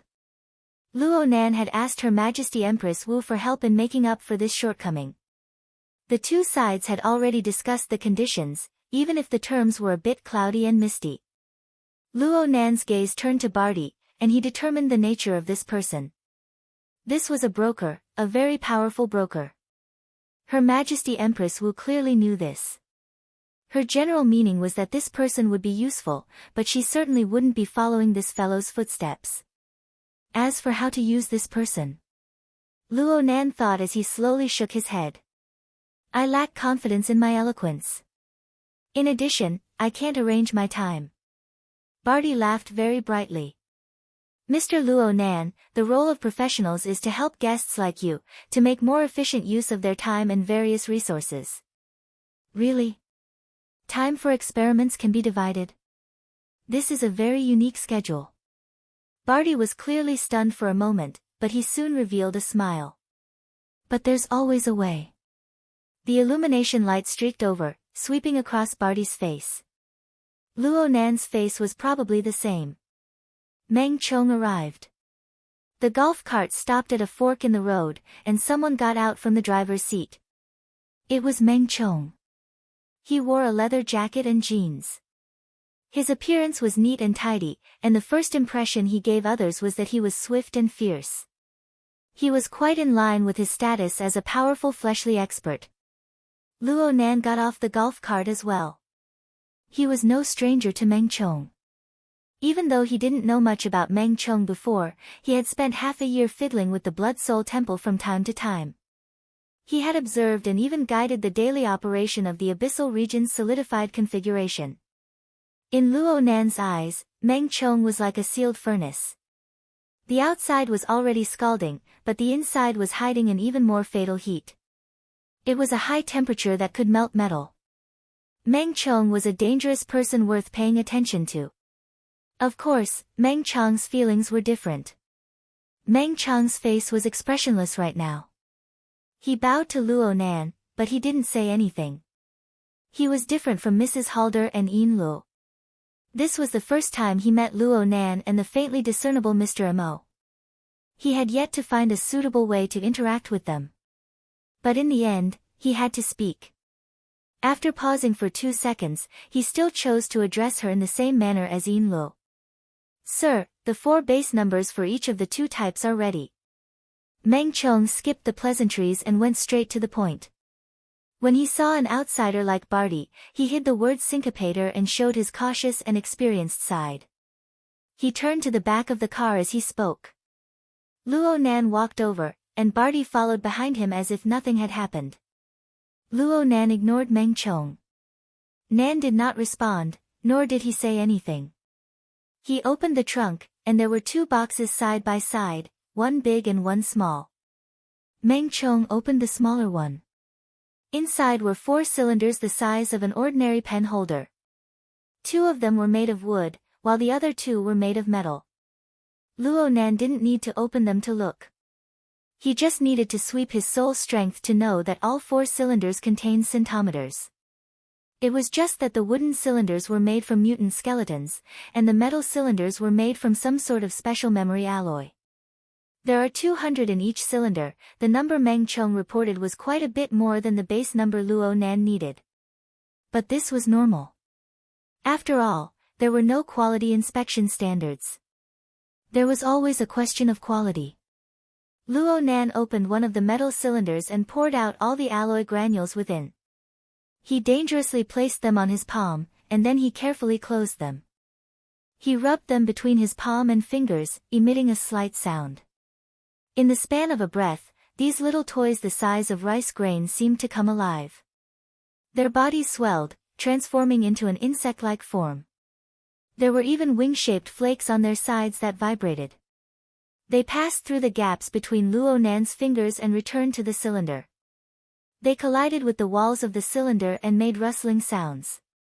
This continued in succession for half a minute before they could be considered to have returned to their nest.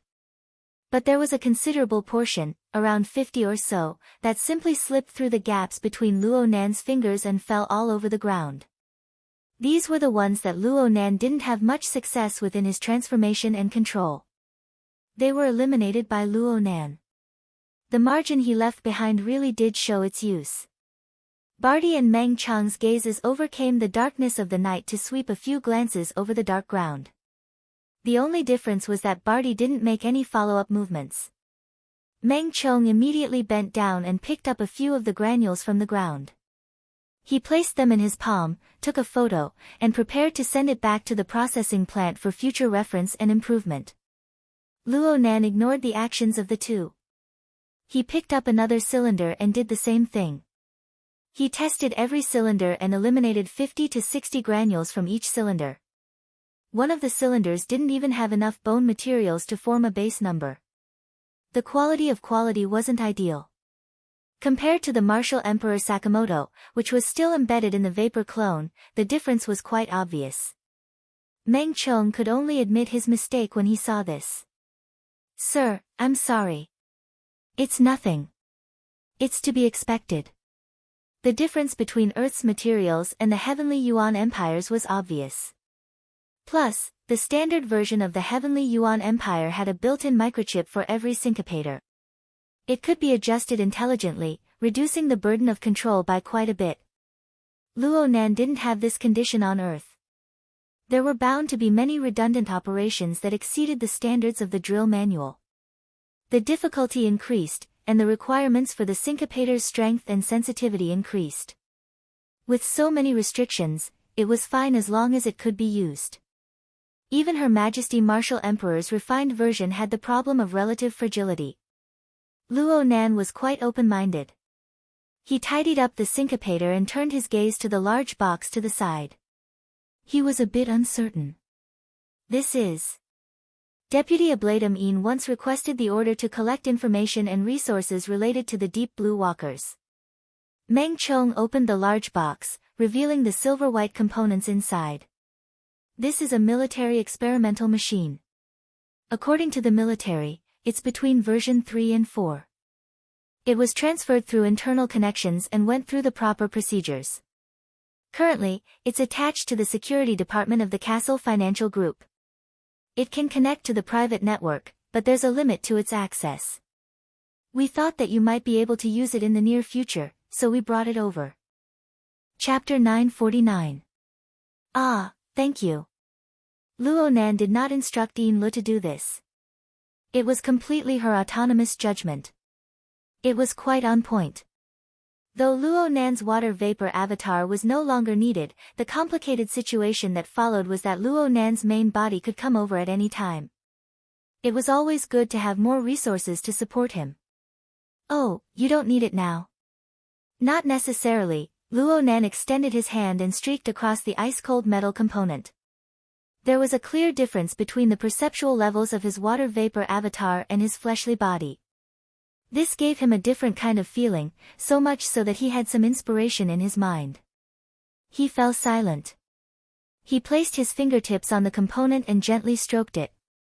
After a while, his gaze shifted to Meng Chong. The latter maintained a respectful and somewhat distant posture as he continued. Also, Deputy Ritual Master Een has also sent over the design of the 4th version of the exoskeleton frame.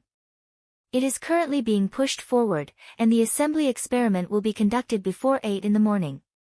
Sir, you can come to the processing plant for on-site guidance. Excellent. Luo Nan's words were a bit casual.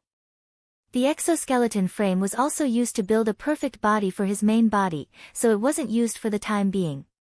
It could only be said that Yin Lu had indeed thought things through and made preparations. But right now, Luo Nan's train of thought had already slanted in another direction. He asked Meng Chong, the beach where Lady Halder usually trains. Meng Chong displayed clear astonishment. Clearly, he didn't understand how Luo Nan, who had just arrived in T-City, could understand Mrs. Halder's daily routine so well. But he still responded quickly. That's an unnamed private beach. We call it Zeolite. It's less than 20 kilometers away from here. Ancient Castle Financial Group's Aber Manor. Barty suddenly interrupted. If the weather is clear, from the highest castle here, which is where Her Majesty Empress Wu is currently staying, you can actually see the cliff of the orchard where your manor is located from a distance. The Zeolite beach should be on the other side of the cliff. We can already be considered neighbors. Meng Chong glanced at him but did not reply. Luo Nan's interest was piqued. Really? He really had to go and take a look. How about this? Tell Her Majesty Empress Wu that I'm going to Aber's Manor to conduct an experiment. If there's anything, she can contact me at any time. Huh?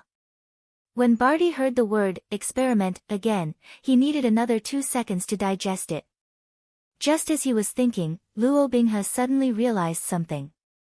Nan had already turned to the side of the car. She pulled open the door of Meng Chong's car and sat down without hesitation. Meng Chong was also stunned. As the head of security for many years, he naturally knew what to do next. However, his meticulous thinking made him hesitate. His gaze swept across the floor once more, and Barty's eyes turned to look at him at the same time. Their gazes even met for a brief moment. Up ahead, Luo Nan had already pressed down the window. Let's go. Hurry up. Meng Chong immediately got rid of his other thoughts and roughly packed up. He closed the trunk, quickly got into the car and entered the driver's seat. A second later, the engine started. Luo Nan spoke to Barty amidst the muffled rumble. Here. Tidy things up. Barty answered quickly, of course. I mean, you still have a mission. Luo Nan spread open his palm. 7 or 8 metal or bone granules appeared on his palm. These were the granules he had intercepted before. This little thing is called a syncopator. You saw it just now. Its success rate isn't ideal.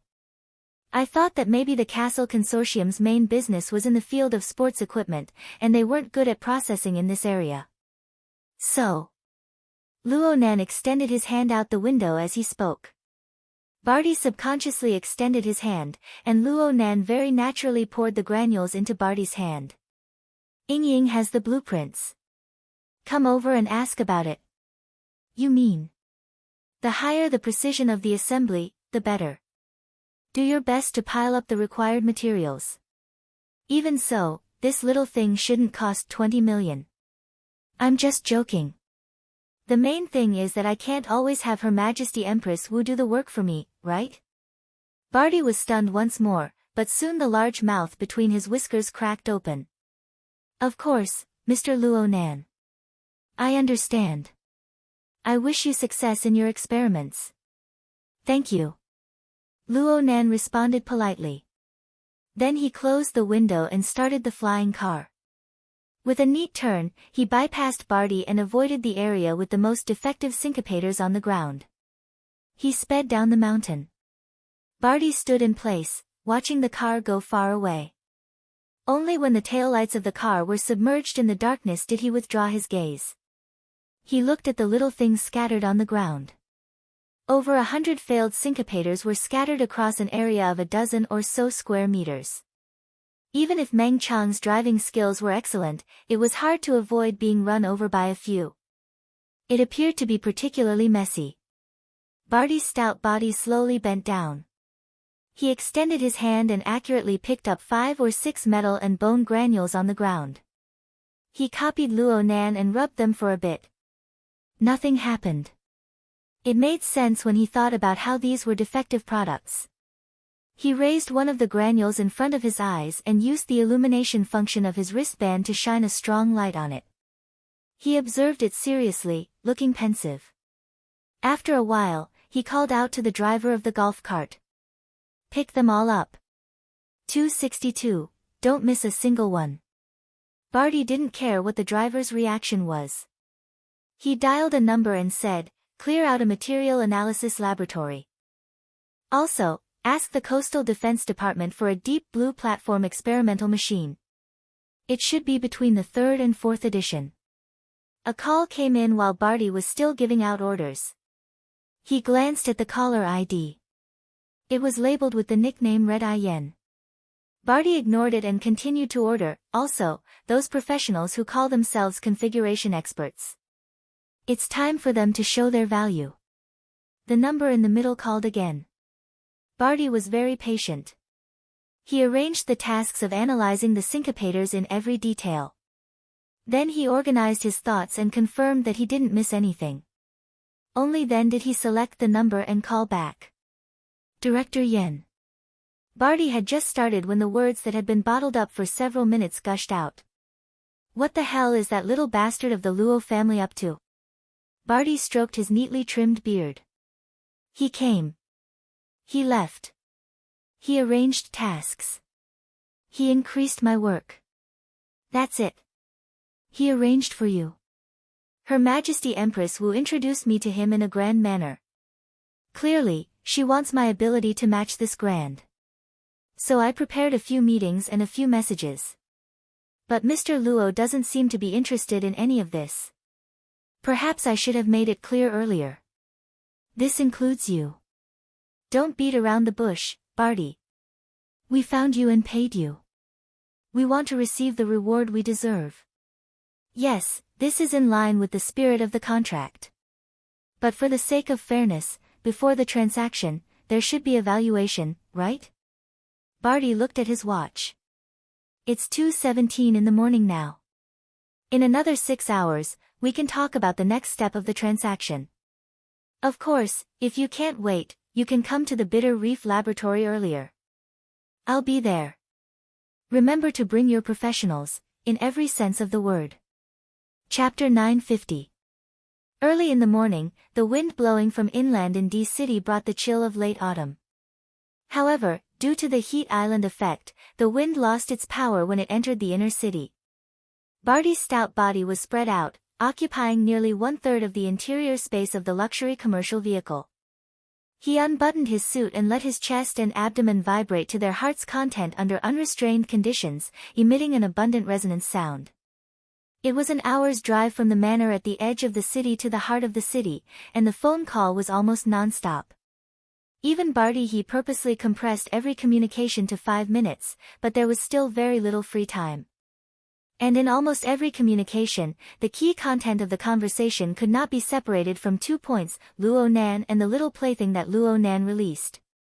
As the most authoritative source of information in T City, the news that Barty released successfully caused a series of echoes. This was the embodiment of his value.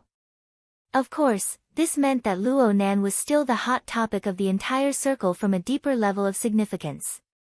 Various parties expressed their attitudes towards him and the information they sent out. They would all have rather sensitive and extreme reactions. He's rolling around in the oil pan. Be careful not to get oil on him.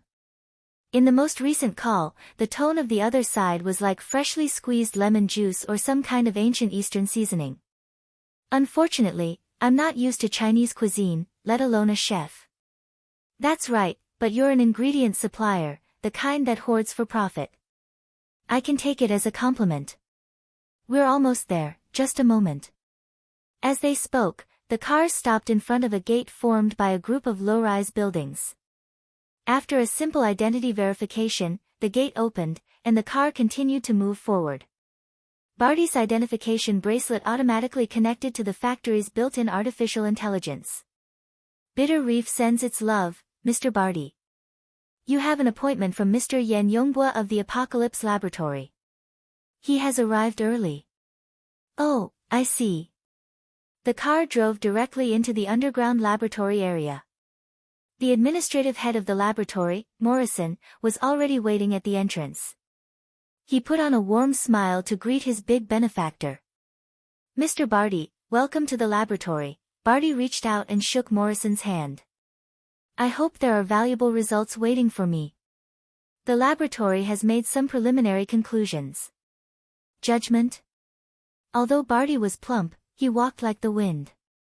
In just a few steps, he had left Morrison in the dust, forcing the middle-aged successful man in a white coat to jog to catch up. However, Barty could no longer be bothered with him. He passed through a few security checkpoints with ease, and soon arrived at the core area of the Bitter Reef Laboratory. Barty entered the observation room, and Yan Yongbo was already waiting there. This important member of the Apocalypse Lab, who could still be considered young, was currently circulating his supernatural powers. As a result, his pupils were red, and the veins around his eyes, especially around his temples, bulged like a dense web. They were also clearly twitching, and it was a daunting sight. The look in his eyes was fierce and cold. As a result, Morrison hesitated outside the observation room and didn't dare to enter. Barty did not mind. He walked up and greeted Yan Yongbua by his secular name.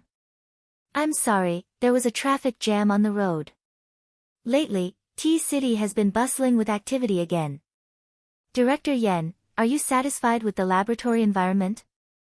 If we exclude the human factor, it's okay. Barty laughed heartily and then said, the professionals you brought can fill in the gaps. Everyone in the relevant field is a self-righteous blind person, except for Instructor Li Wei. Barty did not refute this argument.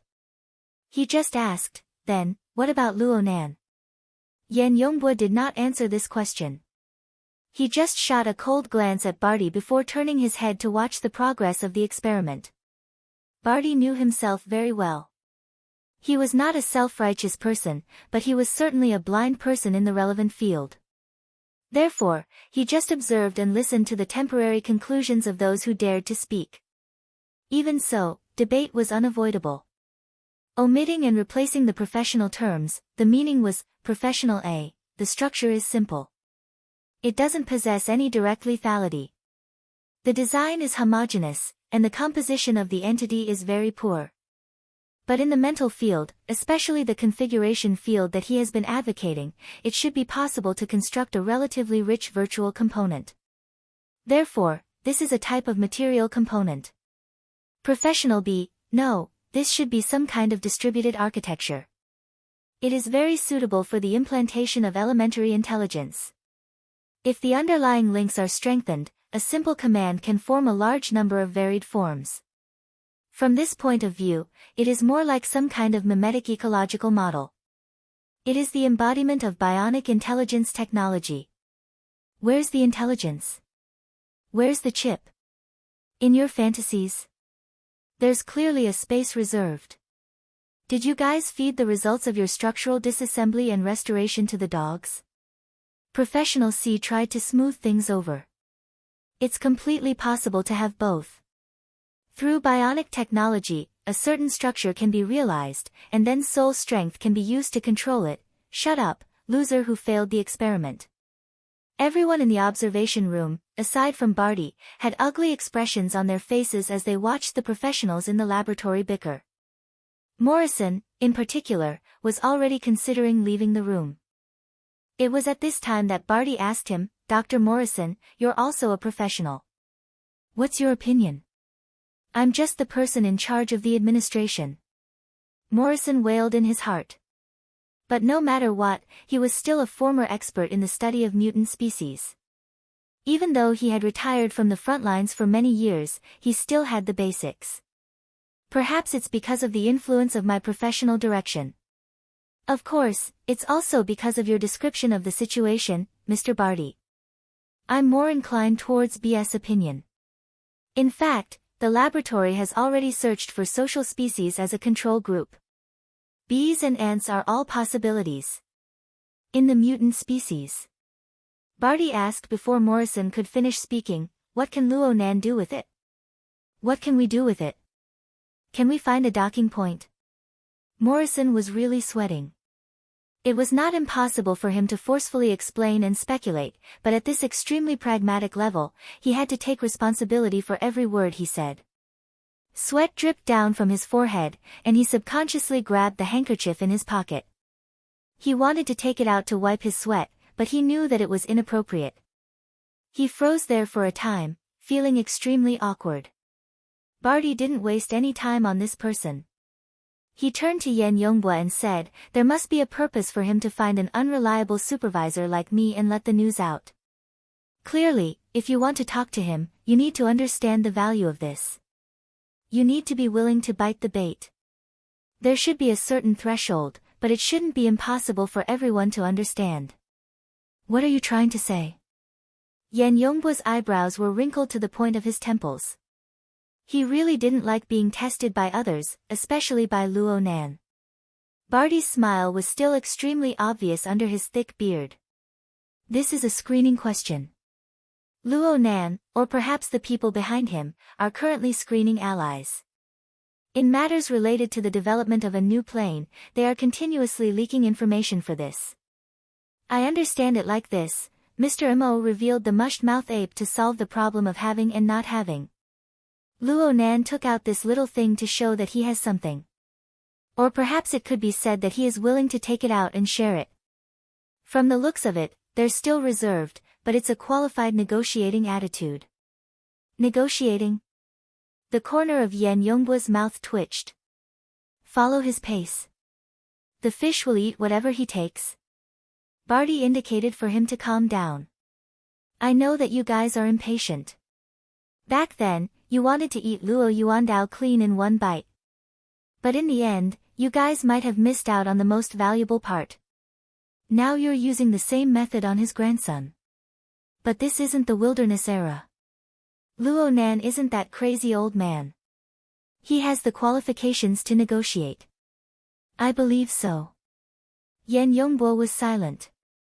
He immediately turned his face to the side, not letting Barty see his current expression. Barty acted as if he didn't see the blurry reflections on the surrounding glass. He continued, "That little fangirl of the martial emperor has already used this to contact Xia City. Perhaps we can wait a bit longer." "Xia City?" Yan Yongbo muttered to himself, but his thoughts clearly couldn't keep up. Barty decided to end the topic. Xia City won't miss out on this. After all, everyone is an independent individual. Everyone has their own demands. Even an ironclad alliance needs to spend time, energy, resources, and other costs to maintain. Do you understand what I mean when I bring out this old argument? Yan Yongbo still didn't look at him. He just turned his face toward the experimental area, recovering his ice-cold and gloomy appearance. Relax. We will strictly fulfill the contract, including the increased value clause. Barty laughed heartily and patted Yan Yongbo on the shoulder. Yan Yongbo responded with indifference, so he didn't see the smile in Barty's eyes. Even if he saw it, he wouldn't care. Yan Yongbo wanted to observe the experimental process for a while longer. Barty didn't stay long and walked out of the laboratory. After getting into his car, the first phone call he made was to Zhang Yingying. The customers have expressed their interest. Now, it's up to the manufacturer to set the price. As a distributor, aren't you the best at raising prices? Zhang Yingying had just stepped into the most transparent room in the castle at the top of the mountain. She faced the sunlight that shone in and did a few stretches.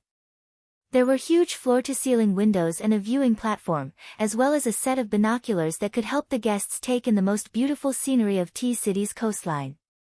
Because of this, Zhang Yingying was a little distracted during the call. As she spoke, she turned the binoculars and looked around. A few seconds later, he suddenly said, "Yesterday you said that Luo Nan went to Zeolite Beach. It's on the northeastern coastline, right? It's foggy." "Oh. What I'm saying is, set the price boldly and have confidence in the manufacturer and the product." Zhang Yingying immediately hung up the call. She fiddled with her thoughts, and Luo Nan's number immediately appeared on her wristband. She began to hesitate whether or not she should contact him. It seemed that they were really conducting an experiment. Her wristband suddenly vibrated, causing her to jump in fright. She looked at the contact and saw that it was actually Luo Nan. She hastily connected. "Hello." Luo Nan's voice came over. "You're spying on me." Zhang Yingying was so shocked that the hair on her forehead stood up. F***CK. You're spying on me. Chapter 951. Luo Nan was helpless. "I said. If you don't peek at me, how would you know that I'm peeking, remotely observing you?" Zhang Yingying didn't wait for Luo Nan to enter the loop. She spat out a long string of words. "You've been spending a lot of time on your water vapor clone lately. Now you can feel the power of the boss's condensation ring, right? You're thinking about that fortress in the clouds, huh? Hold on, where did you call me from?" "Xia City." "A fortress?" Luo Nan was stunned on Zeolite Beach. Something happened to the fortress of the Bloodwill Ring in Xia City? LLLW, at winky face. After the awkwardness caused by their lack of understanding, Luo Nan was the first to respond. The fortress that Zhang Yingying was referring to should be a structure that he, the Pope, and the true God had temporarily constructed near the intercontinental airship when they fought across space. He had pretty much forgotten about it. The fortress of the Bloodwill Ring in Xia City had a simple wedge-shaped structure that was pieced together to solidify the abyssal region configuration. It had more value for in-depth research. Luo Nan was able to make a basic judgment after returning from the relay station. The fortress of the Bloodwill Ring was definitely not a design of the era he had entered. Either this was the classical mental configuration of the Heaven Abyss civilization before the Calamity World, or it was created in a region outside of the light concealment system after that. This involved the background of life and death, sin poison. But from the perspective of others, Luo Nan was able to contend against the two extraordinaries of the Amaterasu order. He must have used some sort of incredible secret technique. Zhang Yingying was probably thinking more about it because she was mixed in with the condensation ring and the water vapor clone. Luo Nan answered honestly, "What's going on right now is much more complicated than the fortress in the clouds. So I suggest that you look less in this direction to avoid getting hurt." Oh my! The ultimate meaning of the forbidden technique. That's still far from it. My brain capacity is reaching its limit, but the resources I can mobilize are also at their limit. Luo Nan sighed as he spoke. Part of the reason he was chatting with Zhang Yingying right now was that his mental strength had reached its limit. He needed to adjust it. Zhang Yingying was very concerned. She asked him, "Did you run into trouble with your research? Is it critical? Should I ask the boss for help?" The amount of resources that T-City can mobilize is quite considerable. Resources? Barty's resources? Zhang Yingying laughed. That Barty guy definitely doesn't get along with you, but he's really useful. You should know that he's a rare middle-aged talent in the LCRF. LCRF? Isn't he a subordinate of the martial monarch? Boss also has a large investment in LCRF. What's wrong with using them as a manager? I remember telling you about this. Yeah, that's right. It's nothing much. This was the reality of contemporary society. Under the broken political map of substantive urban autonomy, only the power of capital could infiltrate every corner in various forms and affect every aspect of society invisibly. Policies, laws, and mainstream public consciousness all served it, were interfered with, and were bound to coexist with it. The extraordinary power of the inner world did have the ability to break this situation, but a considerable number of people, including heroes like Her Majesty Empress Wu, seemed to prefer to use this situation rather than break it. Luo Nan didn't have a particularly clear inclination in his thinking. It was just that he lacked a favorable impression of Quantum Corporation, a large capital spokesperson, due to the influence of his life experience. He didn't go so far as to have any opinions about Her Majesty Empress Wu's investment model.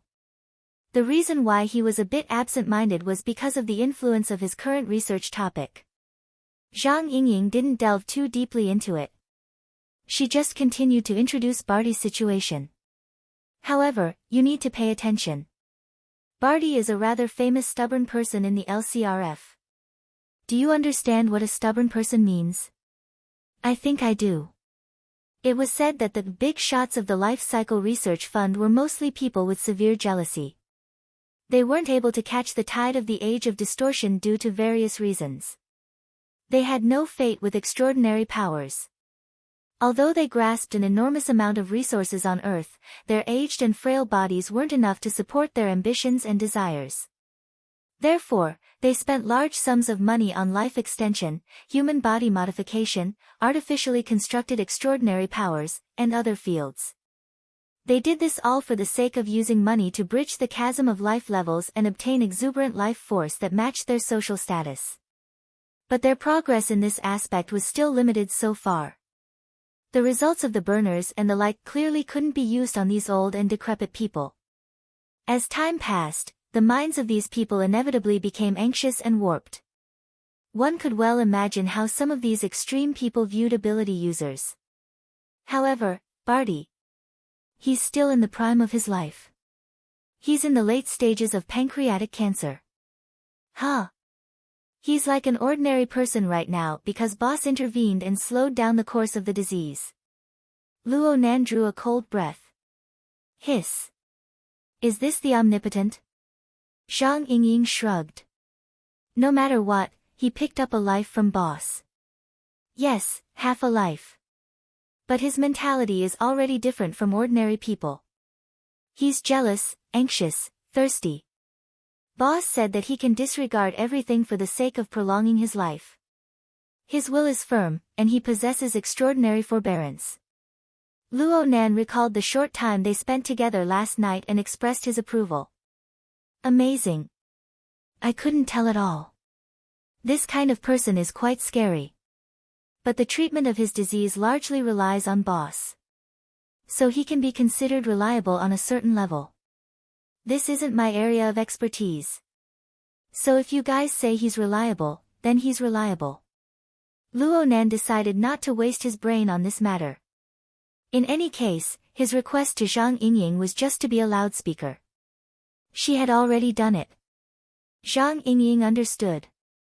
She no longer talked about this topic with Luo Nan. Oh right. I did as you requested. I sent the syncopator's blueprints back to Xia City. I heard you say that this thing can be used on the Blood Intent Ring's fortress. When did I say that? Oh, it's not impossible. There are some similarities in theory. Zhang Yingying subconsciously shivered when she heard the hidden meaning in Luo Nan's words. Wait a minute. It was too late. A large number of characters, symbols, and diagrams flashed before Luo Nan's eyes. These came from the external neurons database. To be more precise, they came from the data of germination in the inner universe simulator. To be more precise, they came from the fantasy mimicry technique that Lieutenant Goyi had imparted to him. It was the research and application of the classical fantasy school of the Heavenly Yuan Empire. After Luo Nan returned, he did a rough study. Last night, he did an intensive reading and verification. He had some insights that he needed to share with someone. Zhang Yingying came just in time. Therefore, Luo Nan intentionally or unintentionally skipped over the previous sentence. He opened up the sharing of his academic insights. The syncopator is essentially a kind of bionic mimicry structure. This bionic design relies on a theoretical platform. We can call it the super configuration theory. It's not that profound to put it bluntly. If we roughly interpret it, the research direction is a bit like our system theory. It's the old three theories and the new three theories of the last century. Zhang Yingying, who was unfortunately trapped in a pit, keenly sensed a seemingly superfluous word. In any case, self-organization, synergy, mutation, hierarchical structure, and so on are all part of it. Luo Nan just pretended not to hear her. He continued to speak.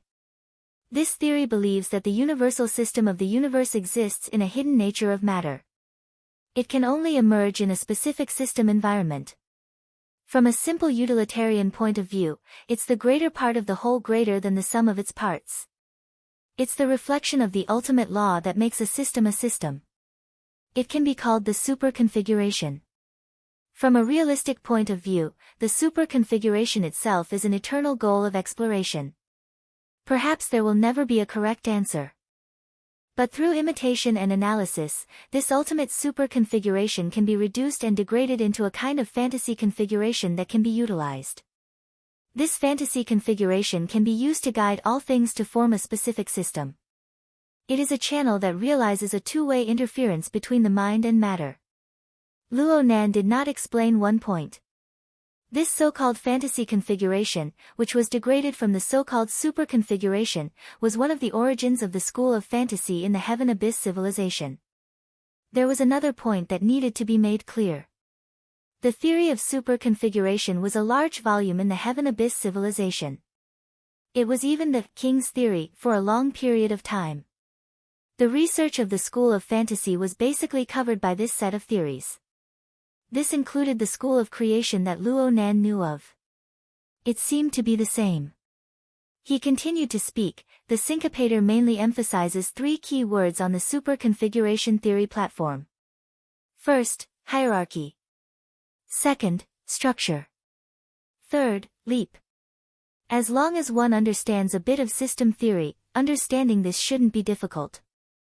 I'll just talk about the concrete division of levels. Fuck you, it's not difficult. Zhang Yingying cursed. But Luo Nan's clumsy expression skills aside, the contents of what he said were in line with Zhang Yingying's basic knowledge. The depth was moderate. Luo Nan spoke again. The division mode is still that obsessive-compulsive disorder of 3 stages. What do you mean by still? Luo Nan did not pause. He continued to speak. The first level is the material level. In other words, the primordial object universe is completely devoid of life and consciousness. It is the bottom and foundation of everything. The second level is the life level. The universe has gone through hundreds of millions and billions of years of evolution. It has formed life substrates, structures, functions, and even instincts, desires, social groups, low and high-level mental modes. Of course, this includes the actual universe that has been influenced and transformed. This is the main and central axis of research. The third level is the fantasy level. It is the advanced derivative and fantasy creation of life and consciousness. In a narrow sense, it is the existence mode and level of supernatural power that can effectively interfere with the actual universe. A bit higher also includes the evolution of the universe after the supernatural interference. This is the direction and goal of research. The three levels, from low to high, from disorder to order, from primordial to future, go through a super complex arrangement and combination. This includes the vertical and horizontal arrangement of space and time, as well as the natural and unnatural process of leap in importance. Looking at the big picture, the syncopator is the logical mapping of this sort of hierarchical arrangement and leap. Of course, in reality, it is a kind of simulation tool from the perspective of bionics. It is extremely classic and convenient. What it can simulate completely depends on the user's level of control, as well as the breadth and depth of thought. That. Zhang Yingying found a cutoff point with great difficulty. Her voice was a bit weak. Can I record this? Chapter 952. Luo Nan quickly responded, there's no need to remember. This sort of simple theory and hierarchical division is just a basic representation. It's not something important. What's important is the logical reasoning and precise model established upon it. Of course, there's also the corresponding accumulation of technology. Well, this is all the more reason to record. Your words will make a lot of people drool. Zhang Yingying had started recording 10 seconds ago. She was also a bit unwilling to give up. She adjusted the parameters of the telescope, hoping to make a more detailed distinction of the mist on the distant shoreline. However, she obtained nothing even when the atmosphere boiled and fluctuated back and forth. I told you not to look. I'm very sensitive right now. Luo Nan was a bit helpless, but he soon returned to the main topic. Aren't you being too blunt? No. This is for the best. You must know that it's not just the technical personnel who are listening to your words. A bunch of politicians are listening as well. It's impossible to overestimate their stupidity at this time. Okay, then let's return to the fortress of the Ring of Blood Intent. Oh, have you finished debugging the sensor detection module? Luo Nan vaguely remembered that 2 days ago, before he went looking for Her Majesty Empress Wu, he had entered his friend group to ask about it. Someone had mentioned this matter at the time, saying that there was a bug. If it wasn't Papercut, then it was Gao Tianshi. Hee, Mr. CTO. Do you have the nerve to ask this question? Zhang Yingying sneered twice. Then she suddenly asked, oh right, what's the project you're working on? Isn't it the Fortress of the Ring of Blood Intent? Scavenger. Is that so? Luo Nan had to admit that he was a bit unfamiliar with the Fortress of the Ring of Blood Intent, let alone the Scavenger project. He had been plotting to kill Gong Qi for the past few months, but most of his energy was tied up in Ban City. He had nearly forgotten that he was the CTO of Xia City's Scavenger project.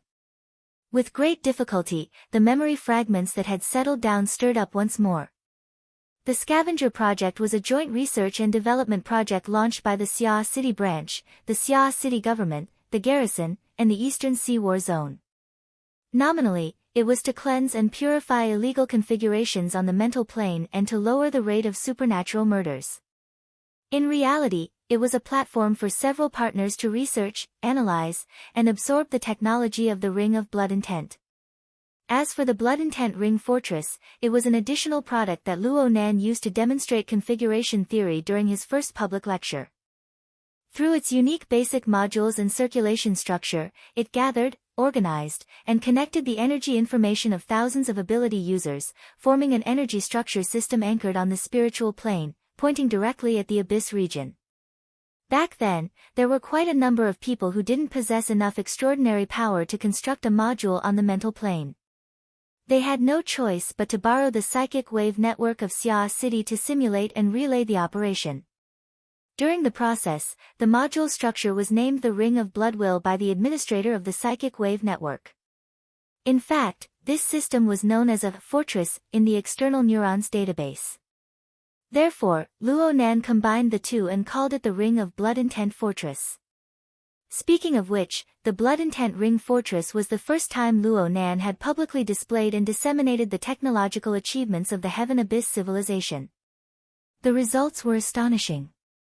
Not only did he verify the cage state of the mental soul, he overturned the traditional model of the Sea of Consciousness with 3 layers, 1 region, and 1 domain in one fell swoop.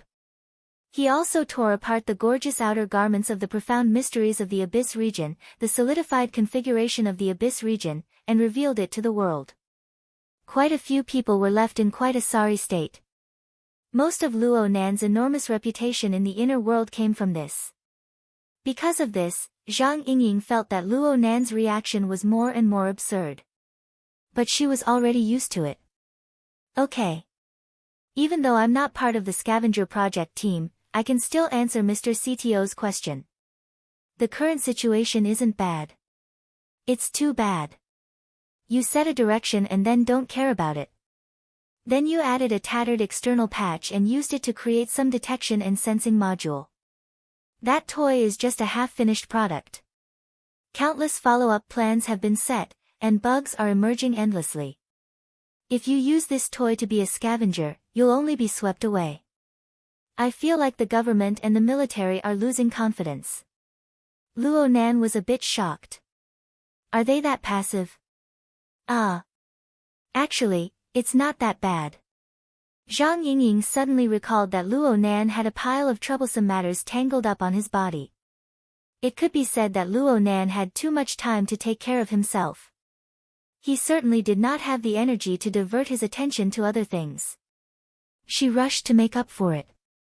As long as the fortress of the Blood Intent Ring hangs in the Abyss region, it can be used as a stargazing platform and a training room.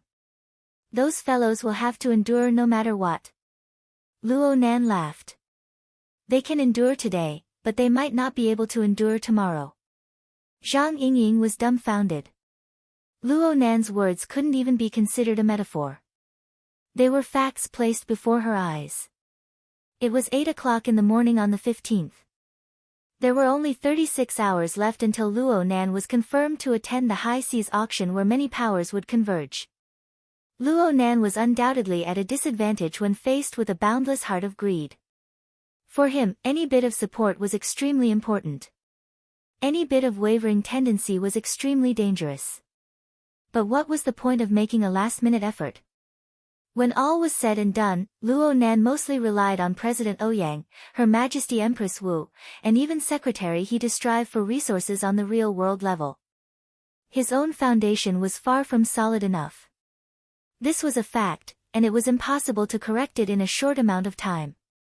Piercing it would only cause chaos in the hearts of people. Zhang Yingying's mind was like the seething atmosphere through a telescope. It fluctuated endlessly. She suddenly regretted bringing up this topic. However, Luo Nan's voice was the same as always. He naturally entered the technical domain. If you look at it from the perspective of a fantasy configuration, then the problem with the scavenger project lies in its empty structure. However, it ignores the elements of level and leap. Of course, the schools of thought are different. It's not very appropriate to forcefully explain it. What school of thought?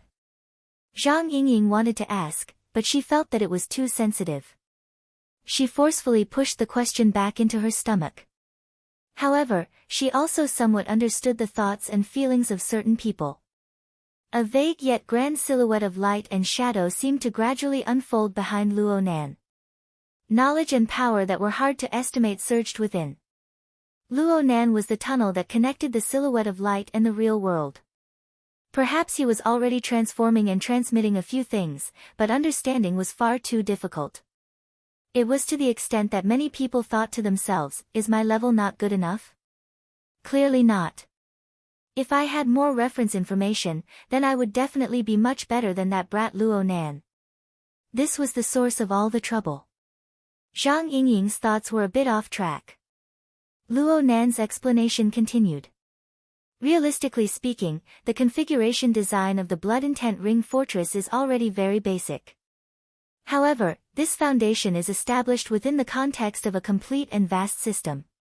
It's like the four operations. It's admittedly simple, but if you haven't even learned basic numbers, it's impossible to understand it from thin air. After all, abstract things are always a distance away from intuition. Zhang Yingying reacted. You're going to teach them 1 2 3 4 5 6 7 8 9? They're not kids anymore. They have the ability to understand. Maybe they can learn a bit more about the basics. Regardless of whether or not Zhang Yingying understood, Luo Nan used his current vision to observe the example from a few months ago. The amount of information he grasped and the depth of the level could no longer be mentioned in the same breath as before. Just as he was able to guess the era imprint of the fortress's structure, he was also able to grasp the difference in the school of thought behind its design. From his perspective, the design of the Blood Intent Ring Fortress was more like a branch of the school of creation. It was the famous school of the heavenly Yuan Empire in his dream. Liang Lu, Officer Go Yi, and Master Sheng Zhan were all from this school. Its characteristics were strict and precise. It was highly generalized and coordinated. No matter how chaotic the beginning was, it would eventually form a strict system after a few rounds of adjustments. Moreover, it was most suitable for seamlessly merging with man-made objects. It possessed a high degree of compatibility and adaptability. The Ring of Blood Will was an obvious example.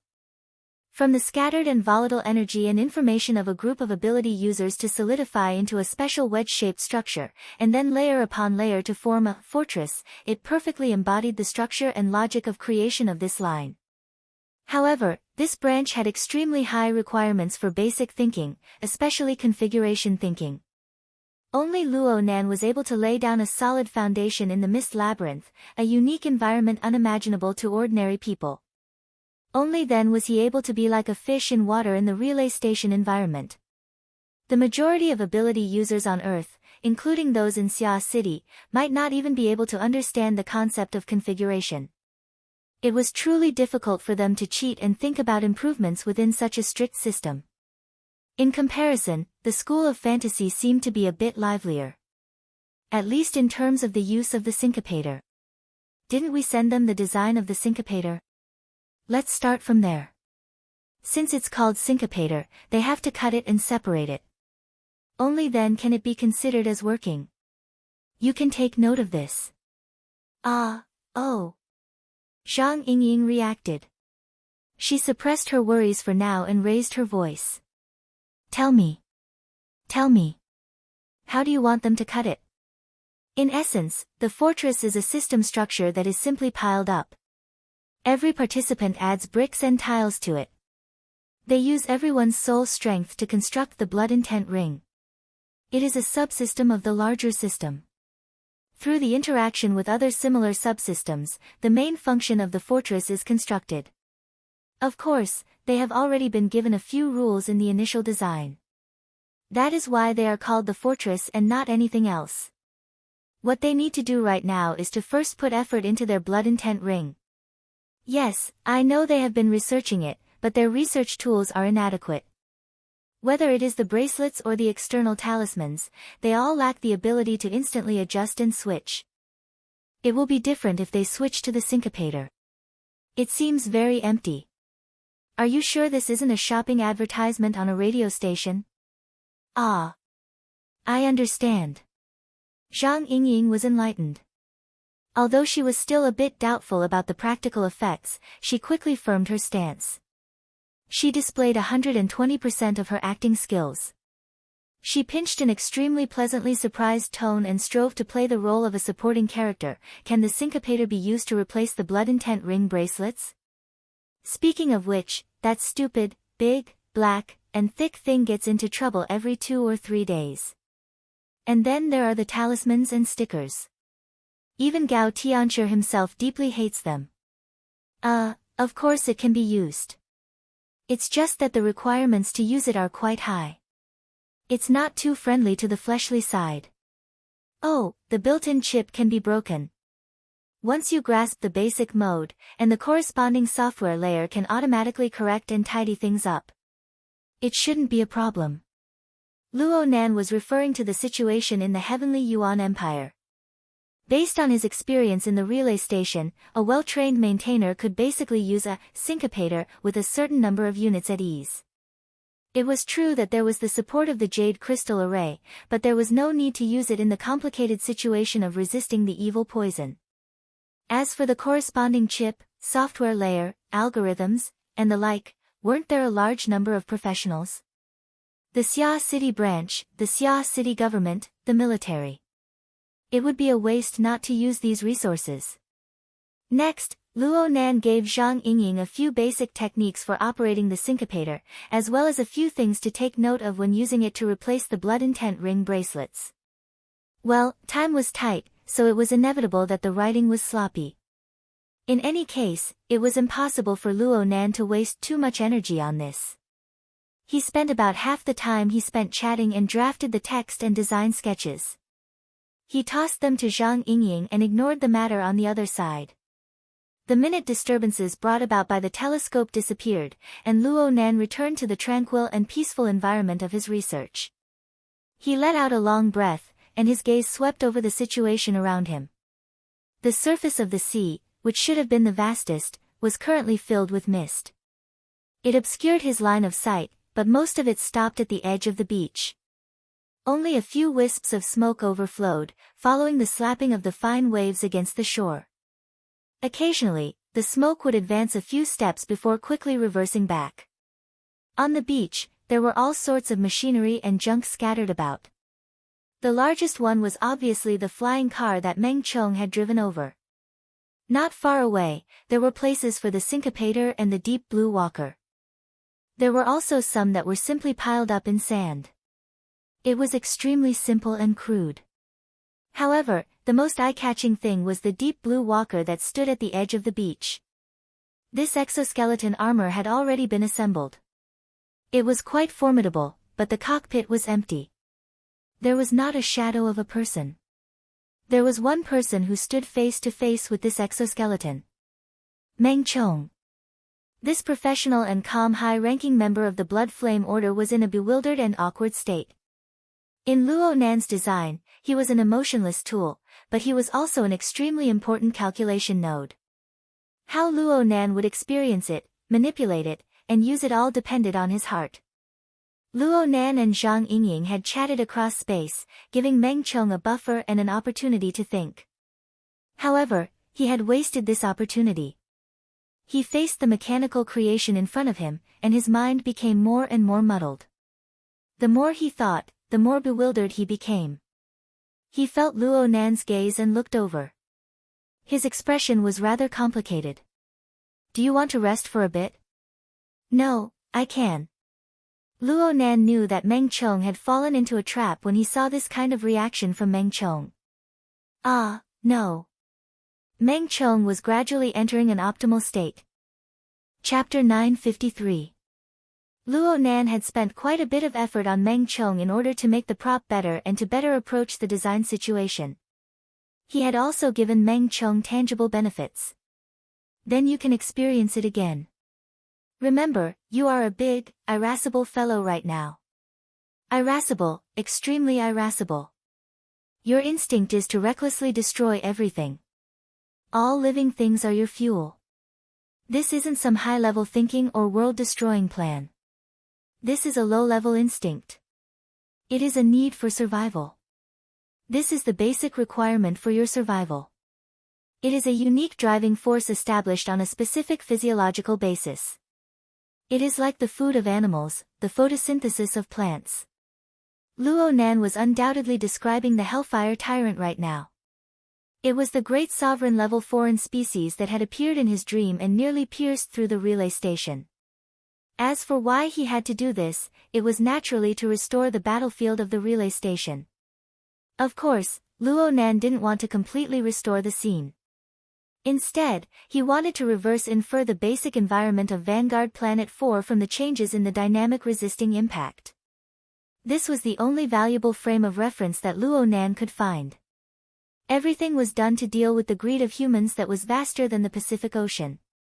In order to restore the scene, Luo Nan seriously combed through his memories. He roughly classified all the elements in his memories into 5 parts. The first part was naturally the Heaven Abyss system represented by the relay station's defense forces, various facilities, and even the space-time fortress structure.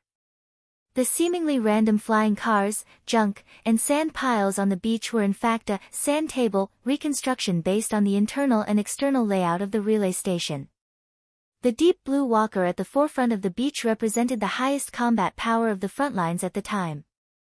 It was Sir Shi Yuan, who had gathered the power of the Standard Array and other systems, and Lieutenant Lu Andy, who had replaced him.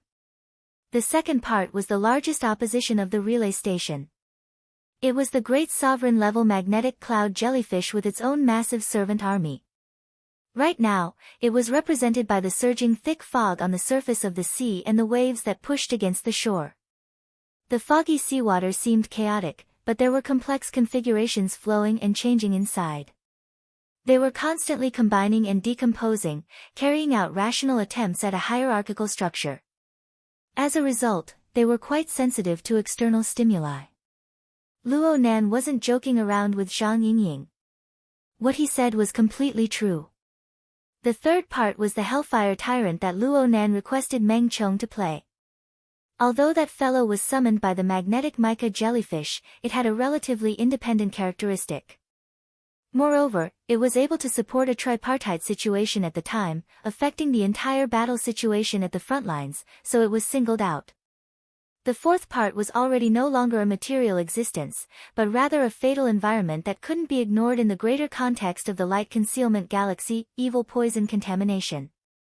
Be it the elite troops of the Heavenly Yuan Empire or the fantasy breeds and extraterrestrial species at the Great Monarch level, they were all affected by this environment. The fifth part was the final goal that Luo Nan pursued. It was the framework and specific parameters of the space-time environment that bore all of this. Luo Nan obtained inspiration from the fantasy mimicry technique and the super-configuration theory by using this sand table style of structural restoration and contrasting deduction. At the same time, it was also an experimental requirement that he could not bypass. As he digested and absorbed the fantasy mimicry technology and the theoretical basis, he tore it apart and crumbled it. In a way that the inner world on Earth could understand, he gave Meng Chong immediate guidance. You have to be confident. This big guy I'm describing and the divine powers it's displaying are very similar to the supernatural powers of your order. In other words, it's very likely that a certain similarity exists on the lower level of the structure. Therefore, I don't want you to imagine, guess, or imitate. Instead, I want you to calm your mind and use the method I'll teach you. Patiently and meticulously divide it down. Find the lower level structure of the blood flame order's blood and fire powers, and then adjust it. You'll get twice the result with half the effort. As Luo Nan spoke, several dozen centimeters shuttled and crisscrossed around Meng Chong's body. They flew up and down, helping Meng Chong experience this feeling. Meng Chong's brows were locked tight. His face was taut, and a bloody light flowed within his eye sockets. It seemed to be so dense that it could explode at any moment. But in the end, the burning sensation of hunger and thirst still only appeared in his imagination. Whoosh! A long sound similar to the sound of evaporation rang out, and Luo Nan immediately called for a stop. Slow down for a bit. The corner of your eye is cracking. Only now did Meng Chong feel that the corner of his eye and the side of his cheek were a bit strange. It was probably because of the cracked corner of his eye. Blood flowed down, but it was soon evaporated by the high temperature of the bloody flames. Meng Chong didn't care about such a small injury at all. He took a deep breath. Again. Luo Nan shook his head. I still need to slow down. I need to manifest the structure, the level, and the element of a leap. This isn't something that can be accomplished just by relying on the bravery of blood. Luo Nan put away the centimeters as he spoke. Meng Chong's thoughts weren't too clear to begin with, and they instantly became much more chaotic. He really couldn't hold on any longer. Meng Chong closed his eyes and slowly let out a long breath. The taste of blood clearly stuck to his lips, teeth, and throat. He was injured, and it wasn't light. This was the price of helping Luo Nan with his experiments. It wasn't that Meng Chong didn't have his suspicions, but now that he closed his eyes, the vivid imprints that were branded into his memories naturally emerged. These were the few fragments that Luo Nan had displayed before Meng Chong's eyes when he had helped Luo Nan with his experiments.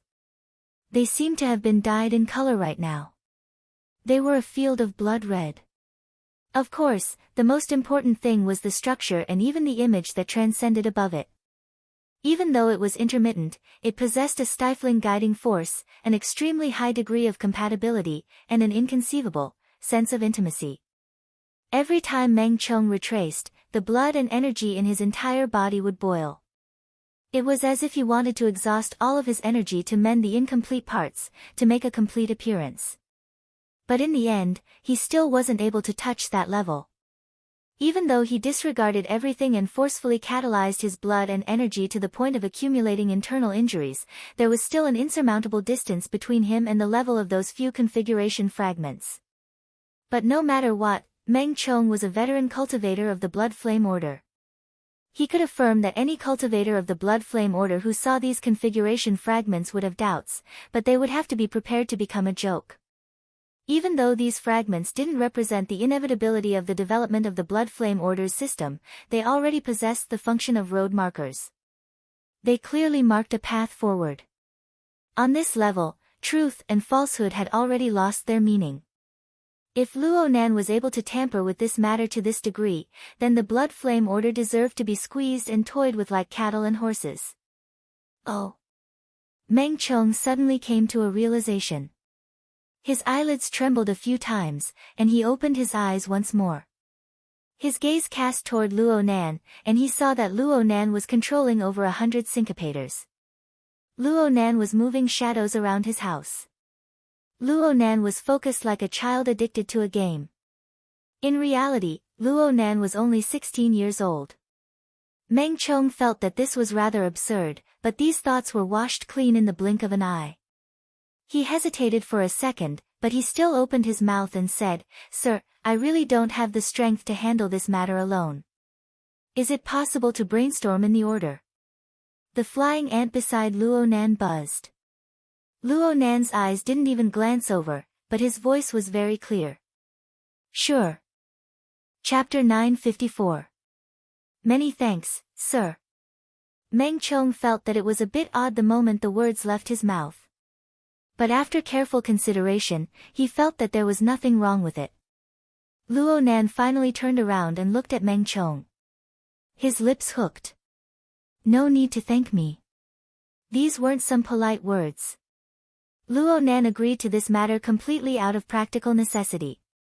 As mentioned before, the simple model on Zeolite Beach consisted of 5 parts according to Luo Nan's design classification.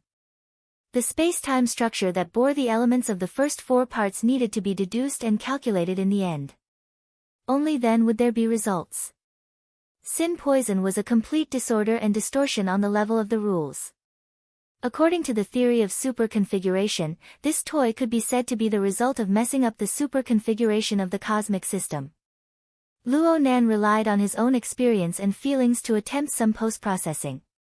He did a bit of simulation, but it was all virtual right now. He couldn't think too much about it. What he really needed to simulate were the relay station, the magneto-optical mica, and the Hellfire Tyrant. The more ethereal these 2 elements were, the more important these 3 elements were. Therefore, Meng Chong's role as the Hellfire Tyrant was indispensable in Luo Nan's model design. The current Luo Nan was a bit like a core enterprise in the supply chain. He wanted to produce a final product, but there were a few problems with the supply of certain materials. He was choked by the neck. It wouldn't be a problem for him to spend a huge sum of money to help the upstream suppliers upgrade. But now, Meng Chong took the initiative to express his intentions to mobilize resources to solve the problem. He wouldn't take advantage of Meng Chong. It could be considered a win-win situation. Luo Nan didn't have the time to care too much. No matter how important Meng Chong's role was, it was just a corner. Luo Nan was much more tired than Meng Chong in terms of model requirements. The Heaven Abyss system of the relay station and the magneto-optical mica required him to sketch, fill, adjust, and perfect them. Luo Nan was currently mainly restoring the Heaven Abyss system.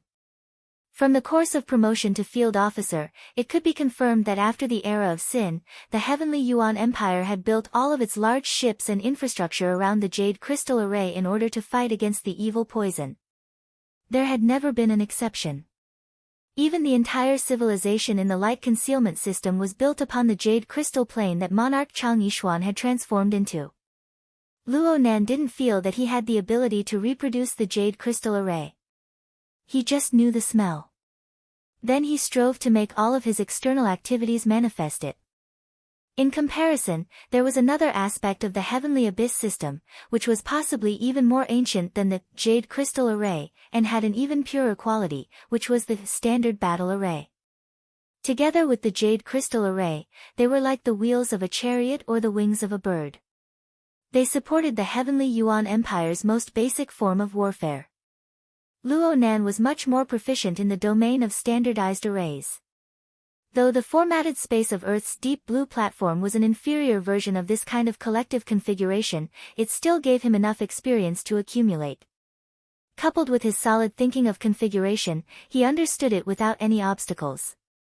That was why he was able to construct a simple and crude sand table model that possessed substantial meaning. He even took it a step further and assembled the Deep Blue Walker to carry out even more concrete experiments. At this moment, dozens of syncopators were flowing up and down inside and outside the empty exoskeleton armor that Meng Chong was standing face to face with. It was very lively. A syncopator was circling around Luo Nan's body as he drew closer to the Deep Blue Walker.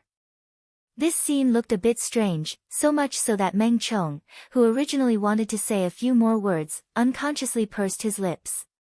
His breathing also became quite a bit slower. Luo Nan attentively watched the back armor of the Deep Blue Walker, allowing the two syncopators to flow. Changing modes to converge allowed the incorporeal exchange of energy and information between him and the Deep Blue Walker to manifest in a relatively direct manner. In the Heavenly Yuan Empire, the syncopators were primarily used as a medium for the Jade Crystal Array. They were used to make up for the risk of releasing soul strength outside of the body. Here, Luo Nan relied on his accumulation of configuration and spirituality to turn them into a versatile auxiliary tool. They were used to make up for the physical structure and extended functions of the virtual component. And after researching the relevant information of Lieutenant Go Ye's fantasy mimicry technique, Luo Nan was no longer limited to the level of mechanical constructs. He was moving toward the field of bionics and even more expansive. For example, he could simulate himself. The cold and hard outer shell of the Deep Blue Walker that had yet to be painted faintly lit up with a glimmer. Without Luo Nan's command, Meng Chong, who was still standing in his original position, subconsciously blinked his eyes. Beads of blood seeped out from the cracked corners of his eyes that had yet to heal. But this didn't hinder his senses. Block. Block fire. The standard array was a two-person combination. There were no problems. Luo Nan used the work area of his left eye's virtual vision to mark out the experimental form. This was clearly a habit he had cultivated in the relay station. When working outdoors, the virtual vision was more convenient than the projected work area. Just now, he had used the support of the syncopators to simulate the state of Luo Nan, the rookie recruit, and Liang Luchu's partner. Of course, this was the appearance of the simulation in the relay station environment. He didn't stop there. He continued to simulate the changes. The light on the armor was somewhat reserved, but the pulsation frequency was higher. It was accumulating considerable explosive power. This time it was the standard sub-3 type array. This was Luo Nan's state after he temporarily joined Mobile Squad 9. Of course, he wasn't satisfied with a single individual simulation. Instead, he sought the experience of collective strength. Buzz buzz buzz. A portion of the two syncopators began to show irregular disturbances, but they were soon diverted by the other syncopators. They dissipated into nothingness with a wave of vibration. Next, the front lines, bang bang bang bang. At least a third of the syncopators exploded just as the energy changed. They weren't able to injure Luo Nan and Meng Chong, but the outer armor of the deep blue walker rang with clanking sounds. Luo Nan laughed bitterly. Sure enough, it still wouldn't work. Sir Shi Yuan and Lieutenant Lu Andy used their individual bodies to converge the vast power of the relay station and the standard array of over 10,000 soldiers and soldiers. They were undoubtedly on the level of a senior lord. Even though Luo Nan was able to grasp a bit of the train of thought of the collective configuration, there was a world of difference in the base number of units from a single deep blue walker and the crude models that followed it. Without a foundation, there was no way to talk about structures, levels, or leaps.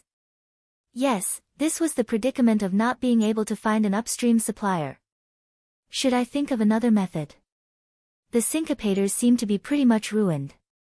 Luo Nan scratched his head. He prepared to clean up the mess, but he saw Meng Chong staring at him. What's wrong? The order isn't interested. Meng Chong shook his head.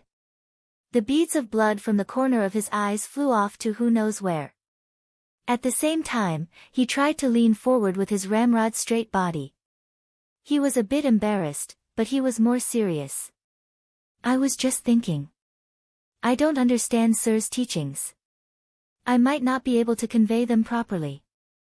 Otherwise, Sir could come to the order to teach and let the members of the order see Sir's graceful bearing.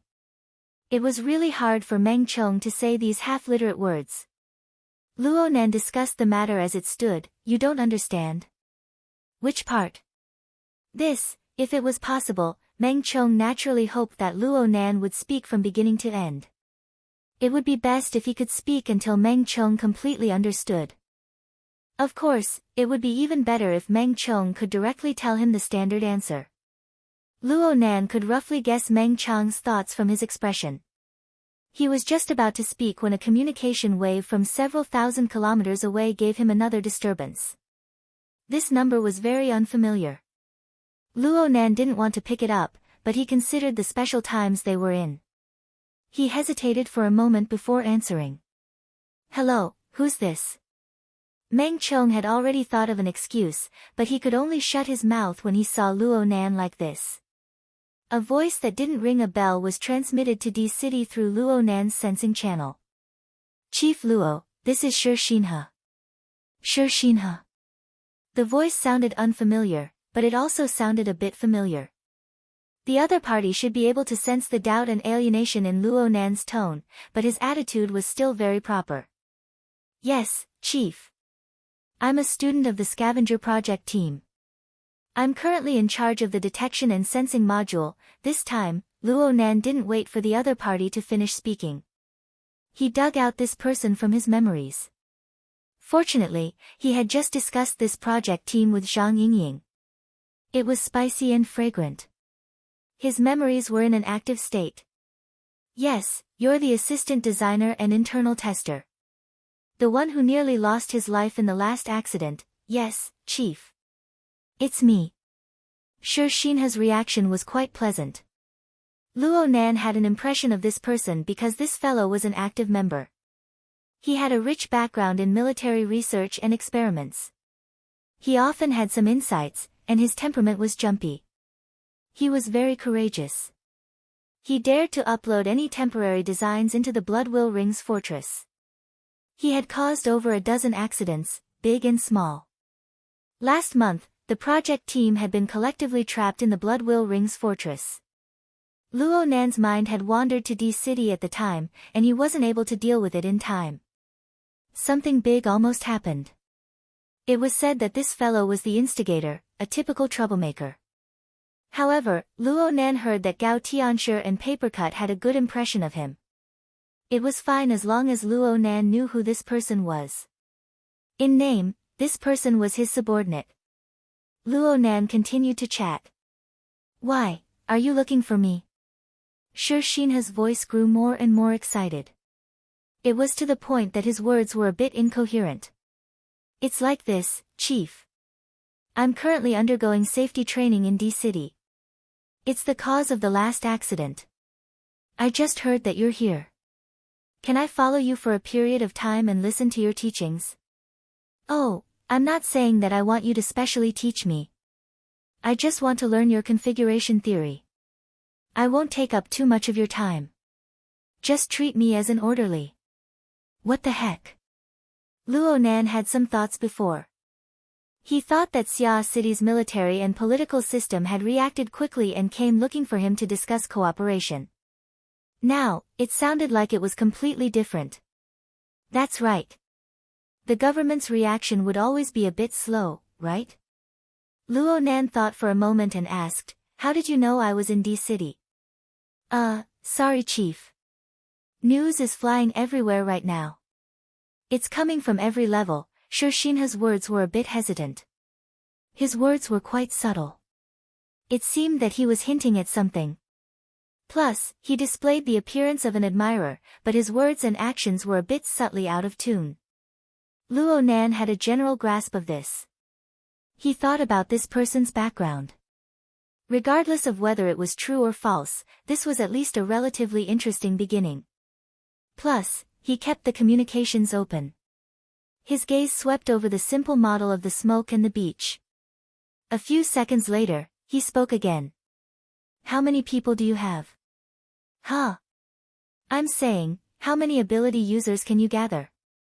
Military, government, and all sorts of people. How many do you have? Chapter 955. It was 5 o'clock in the morning in Xia City. He Donglu rarely got up at this hour in 10 years. Yes, it was also because he had a family dinner last night. It was rare for him to spend a night at home, so he naturally couldn't stay for long. He casually tidied himself up and tiptoed out. The house He Donglu was in was the residence of his grandfather, the former commander-in-chief of the Air Force, General He Chong.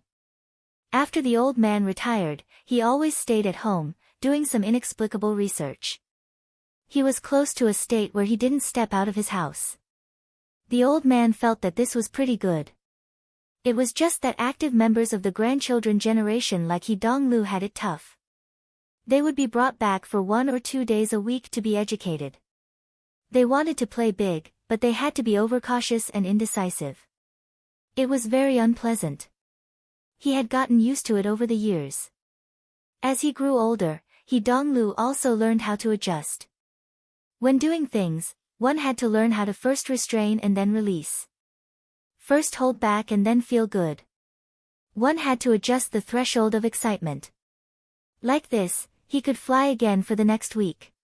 5 minutes is up. He Donglu sent a message to his bodyguard, Old C, and yawned again. He followed the safe route he had already chosen and walked downstairs. The house was quiet. After turning a corner, the courtyard corridor and the courtyard became one. The lights in the courtyard and the extremely weak first rays of dawn on the horizon were taken in together. They blended together with the light that seeped through a crack in the door of a room on the other side, forming a distinct color. What the hell? He Donglu suddenly stopped. At this moment, the continuous vibrations in the air reverted to a vague voice in his ears. The old man's voice was full of energy, but it was a bit clearer in comparison. At least He Donglu could hear it immediately. It didn't make sense. He Donglu subconsciously sized up his surroundings. He was sure that this was the safe route he had chosen. The old man was old. He slept short and light. He woke up early every day, but he would usually walk in circles in the small courtyard on the other side, practicing boxing. What was he doing in the greenhouse and sunroom until the sun was high up in the sky? Young Master Lu, the unexpected greeting made He Donglu's chest thump. The hair on the back of his head stood on end. He suppressed the scream with great difficulty and turned his head. He saw the old man's professional bodyguard, Old Zhang. He didn't know when he had appeared behind him. This old bodyguard was said to be even older than the old man. He had followed the old man for nearly half his life and was a true confidant. He was also a person who had almost become a demon. He Donglu truly felt apprehensive in his heart. He forced a smile. Old Uncle Zhang, my grandfather woke up early enough. Who's disturbing him so early? Mr. Zheng is talking to the commander-in-chief. Old Zhang maintained a certain distance from these relatives of his. The Mr. Zheng he spoke of was actually He Chang's eldest son, He Donglu's father, and the chief of staff of Xia City's coastal defense force, He Buzheng. When He Donglu heard this, his calf cramped even more. He subconsciously wanted to turn around, but old Zhang was right beside him. If he turned around like this, he would be like a thief. It was truly too awkward. After a moment of hesitation, the old man's voice from the sunroom became clearer. If you want him, then give him to me. He was young, but he was a world-renowned professor. It was just a matter of having one more or one less appointment letter. It's good for a few of them to be students and teaching aides. It can be considered as practice outside the school. It's better than them being drowsy in class. Next, it should be He Buzheng speaking. His voice was a level lower, making it hard to hear clearly.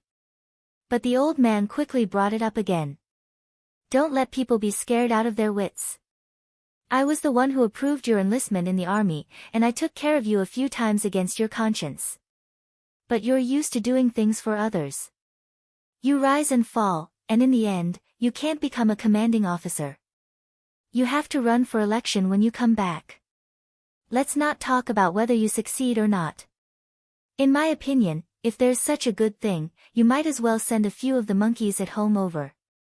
It's almost the 22nd century, but their brains are still spinning in the box of the last century. You have to go too. You should go the most. It's also because I'm old, and I have more pessimistic things. I feel that I won't live long enough to reform myself. Otherwise, I would have gone too. Holy crap, this old man is getting more and more long-winded. He's inexplicably giving long-winded speeches. Little old man, you have to hold on. He Donglu was confused as he listened. He felt that the situation was far from good. His scalp and ears itched. He no longer hesitated. His heels automatically spun, and he was about to walk back. Who knew that there would be repeated bangs from the stairs behind him?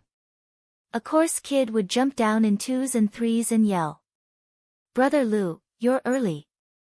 Shoo, shoo. This time, He Donglu was truly startled to the point that his entire body was covered in cold sweat.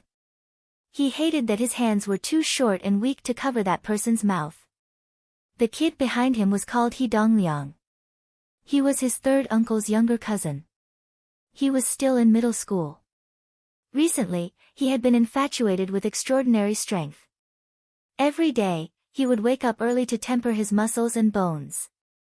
He had a body full of muscles at such a young age, and he was still clamoring about paying respects to a famous teacher and learning a peerless skill.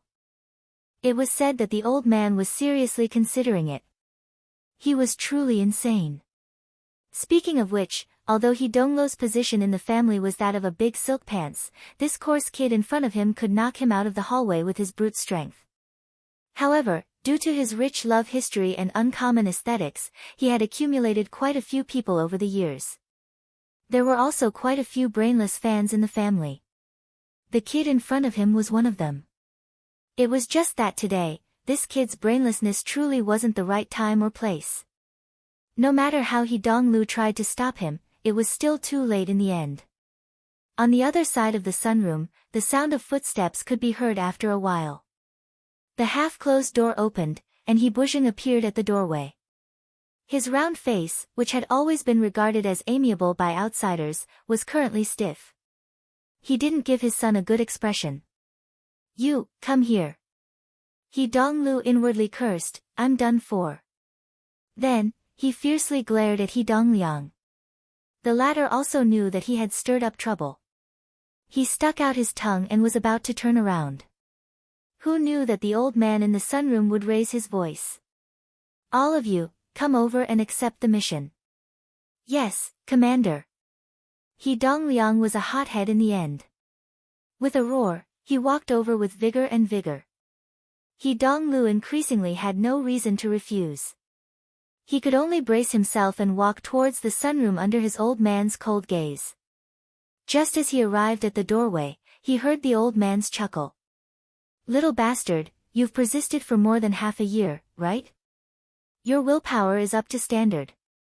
Who are you going to find to learn skills from? Of course I have to find someone with great ability. We also have such conditions. He Dongliang puffed out his chest and belly, full of confidence.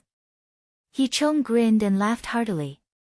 His mouth was wide, his nose was straight, and his face was rosy. Although he was nearly 90 years old, he still had a lot of black hair, and his body was still very robust.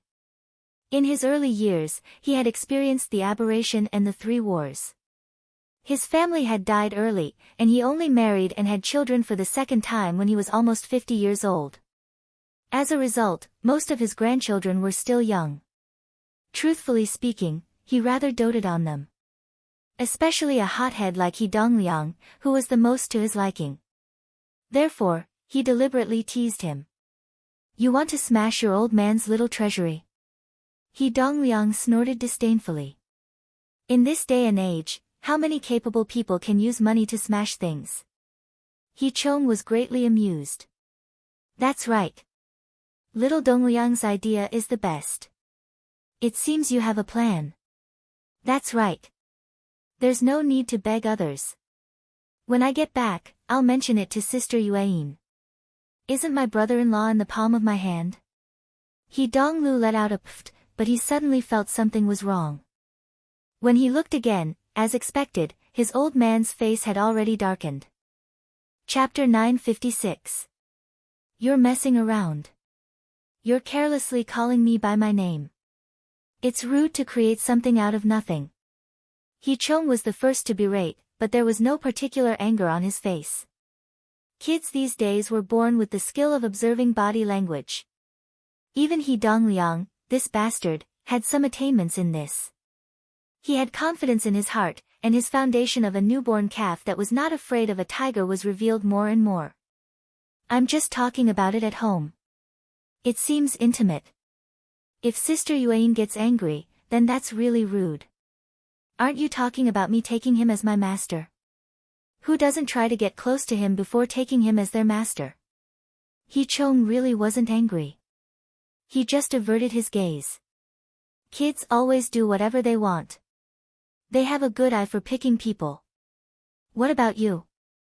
Yeah, me? He Donglu had just stuffed back his stifled laughter when he saw the old man's eyes focus and lock onto his position. He was naturally apprehensive. He felt baffled. How did he get involved in this matter? It's you.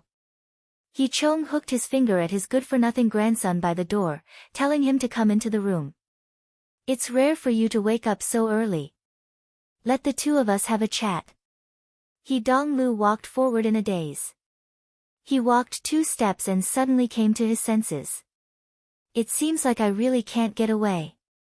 Speaking of the 3rd generation of the He family, aside from He Yuan, he was the one who had more frequent contact with Luo Nan. The old man asked, but what could he do? He could only walk closer and say whatever was on his mind. Yeah. That fellow is a bit weird. He's quite honest when it comes to normal communication. He doesn't have any bad intentions. After the appearance of the blood intent bracelet, He Donglu specifically went to find Luo Nan to discuss the matter of cooperation, but he was shamefully rejected. And the reason for the rejection was very bizarre. He said that the item was a defective product and couldn't be circulated as a commodity. He was quite angry at the time, but the situation developed as Luo Nan said. He stumbled all the way and was limited to the laboratory from beginning to end. There was practically no possibility of developing it in quantity. This way, He Donglu could be considered to have helped him bypass a pit. He Donglu's evaluation came from this. He felt that he was quite objective, so he grinned twice. He Buzheng shot him a cold glance. You can actually laugh. You took the initiative to make friends, but because the business didn't go through, you came back with a long face. What a big face. He Dongliang was shocked. Brother Lu, you dare to throw your brother-in-law's face. Did you offend him? I. A blade under his ribs, a blade in his face, suddenly spurting out blood. No matter how cowardly He Donglu was, he was still somewhat unable to restrain himself. In front of an old man, why would he be afraid of a little old man? Why don't you say that I put my arm around his shoulder and did the whole thing with him? Wow! He Dongliang's eyes lit up. The moment He Donglu spoke, he regretted it. Especially when he saw the chief of staff He's long face, he hated himself for being stupid. He had actually blocked the bullet for He Dongliang, this little bastard. He quickly went back to make up for it. It's just a description. That guy has a weird temper and it's not easy to get close to him. But these few months, I've been hanging out with his friends in the circle. Second brother Xie, third brother Hu, bamboo pole, papercut, octopus. You can't just mess around with one or two of them. He Buzhen commented coldly, a wine and meat friend. I'll endure my ass. If He Donglu was truly afraid of his father, then he wouldn't be a big silk pants right now. He immediately rolled his eyes. If I want to be friends until the end of my life, I still need you to make up your mind, no? He Buzhen's face truly darkened. Shooting your mouth off. You think yourself clever. In the end, He Dongliang was young and inexperienced. He was a bit muddle-headed. He Chong waved his hand. Go train. Good habits can't be easily changed. Bad habits can't become inertia. Oh. But the master you want most likely won't have the time to teach you. You have to ponder a bit more. He Dongliang gave a thumbs up. I know. I have a backup plan. He Chong laughed in spite of himself. You even have a plan B? Of course. Isn't there an old saying? If I can't be his disciple, I'll be his junior. He has a master, even though he only teaches him body arts. The room was silent for a second. He Chong slapped his thigh and laughed. In your dreams. Get the hell out of here. He was really driving him away. He Dongliang had long wanted to slip away. How could he care about showing off after receiving the imperial edict? He didn't care about his own cousin. He turned around and ran. He Chang's gaze turned to He Buzhen after the little fellow ran out the door. He said, you unenlightened brat. You're in high spirits. You're just watching the excitement. Those who have truly entered the door probably only hate that their brains aren't enough. If you're going to send people, then send elites and properly learn things. He Buzhen grunted. He could hear that he was still a bit hesitant. He Donglu curled his lips. It was just that this little action was discovered by his father. He Buzhen had always found this son of his to be an eyesore. He immediately reprimanded, let's not talk about other families. You can only dig out some unbearable things from your eyes. He Donglu was already in a bad mood. Now he was hit in the face with a stick. He was clearly being used as a punching bag. He couldn't hold it in any longer. His temper flared up and he laughed. No matter how unbearable I am, I can still be considered a candid dog meat friend. When he returns to Xia City, I'll find a chance to set up a party. I'll invite him a few times. He'll have to give me some face. I'm a hedonistic son of rich parents. Do you think there are 5 families in and out of Xia City that can do this? This also includes Xie, Hu, and the others who are already in the circle. That's right, he's doing this for the sake of his older sister, but he can't stand us having strings swinging back and forth, right? He Donglu. He Donglu's voice immediately dropped an octave, but his mouth still couldn't be sealed. You. The main character doesn't care about what we're bickering about, but the hearts of the people around us are as clear as snow. We're just relying on my older sister's branch for our friendship. But don't treat her as if she's truly surnamed He. Get lost.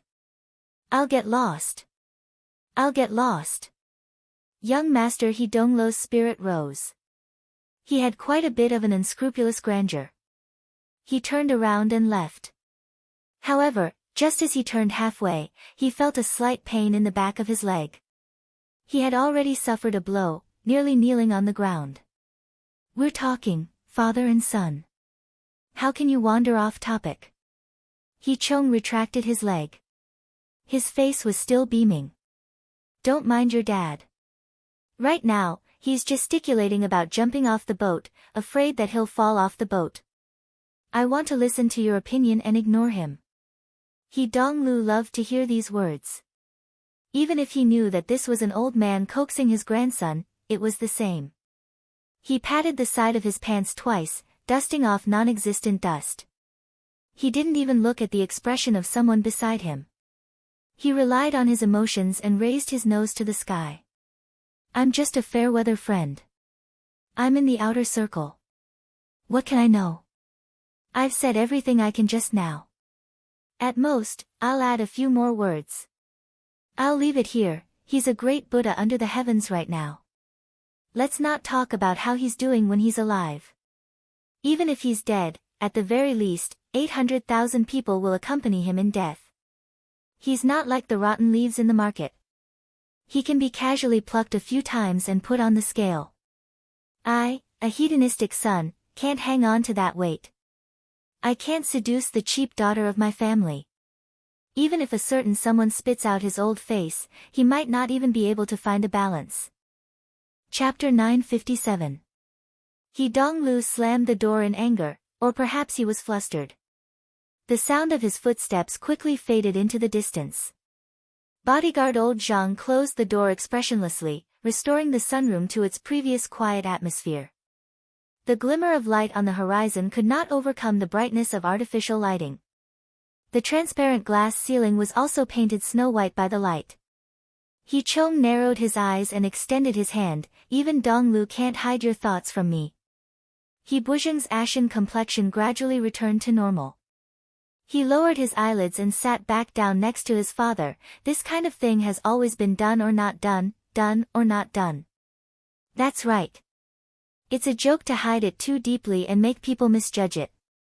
Speaking of which, you really are afraid of the other side. He Chong was not prepared to judge his son's level of political operation. He only found the most important part, being in Xia City, under their eyelids. I'm afraid of the flood of the deep blue world drowning me. He Buzheng did not hide anything. He answered bluntly. Donglu said that Professor Luo is a great Buddha. These words are true. Ouyang and Wujiong must be worshipped well. But you also know that no matter how strong they are still golden bodies under the heavens. Li Wei, on the other hand, has to look beyond the heavens. He Chong opened his mouth wide and laughed hoarsely, a nest of toads looking at the sky from the bottom of a well, but they still have a human brain. That's quite amazing. This was clearly not a good evaluation. He Buzheng could only pretend not to hear. But He Chong would not let him off so easily. In your eyes, what is the current situation? What do you want it to become? Crane and clam fight, fisherman reaps the benefits. When immortals fight, mortals suffer. Or are you saying that you want to play the legend of the three kingdoms? He Buzheng had yet to think of how to answer when He Chong said, last night, Joseph contacted me. Lieutenant General Joseph? In this circle, it was impossible to cause a misunderstanding when Joseph was mentioned, even if it was a common name. After all, there was only one person in the world who could be stationed at the forward base on Europa and become the next Marshal of the Aerospace Army. He Buzheng was immediately startled. What did he say? Just some gossip. Nothing too substantial. But why don't you find it strange that Joseph didn't call you? Why did he call me, a retired old man? After 2 seconds, He Buzheng replied, you are his former superior, and in the military world, no, in every aspect, you are still the pillar of the He family. He Chong grinned again, looking at the situation. I should throw half of my wealth into the LCRF and struggle for another 30 to 50 years, instead of taking care of these flowers and plants at home. But I'm old and retired. Sooner or later, there will be a day when I don't even have the strength to pull your ears. Before that, I have to remind you that as soldiers, apart from playing politics, we also need to know how to fight a war. Dad, He Chong pursed his lips. Suddenly, he raised his leg and kicked his son hard in the face. You're still in coastal defense, and you're the chief of staff. Are you clear about the enemy? Have you figured out the level yet? Did you get the location right? How big were they? If you don't understand these things, you're not even qualified to be a staff officer, let alone fight a war. He Donglo's footsteps were hurried as he rushed out of the main entrance. He finally had the courage to look back. Luckily, he didn't see the little old man send people to capture him. Only then did he let out a sigh of relief. At this time, his car had already arrived by his side without a sound. The car door automatically opened. He Donglu let out a breath and sat in the back seat. His personal bodyguard, Old C, was already sitting upright on the other side. He silently bowed in greeting. Bao Cheng, the driver in front, turned his head and asked, Master Lu, where are you going today? He Donglu sighed. He was inexplicably bored to death. He didn't want to talk, but at this time, he glanced to the side and saw the video system in the back of the car turn on. This was nothing. He had spent quite a bit of time inside. His bodyguard and driver watched movies and played games to pass the time was nothing. It was just that, hey, this guy. He Donglu pointed at the projection screen and shouted. Wasn't the inexperienced young man that the camera pointed at, Luo Nan, who caused him to be reprimanded and criticized?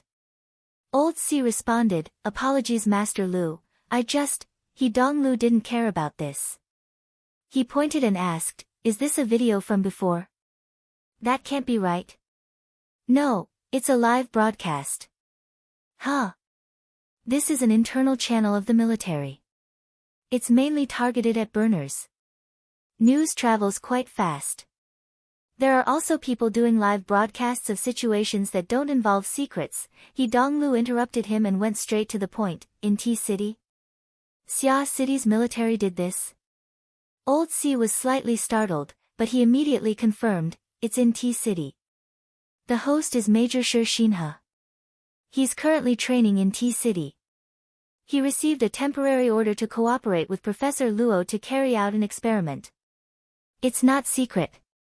To be precise, he obtained Professor Luo's permission to record and broadcast. That fast? He Donglu was truly shocked. Didn't the old man and the little old man not decide to give it to anyone? They've already started. Not yet. The personnel aren't all here yet. It's just a trailer right now. He Donglu rolled his eyes, the military is also playing this kind of game. Honestly speaking, from He Donglu's point of view, the live broadcast over there was too straight. It lacked technique and didn't have any content for the time being. It just followed behind Luo Nan's butt and watched how he played with the debris and sand on the beach. There was really nothing to write home about. But looking at it from the most realistic perspective, the current Luo Nan could cause chaos in the He family with just a name from several thousand kilometers away. Naturally, he had the qualifications to do so. Old C, a calm character, had opened up a live broadcast room and continued to pay attention.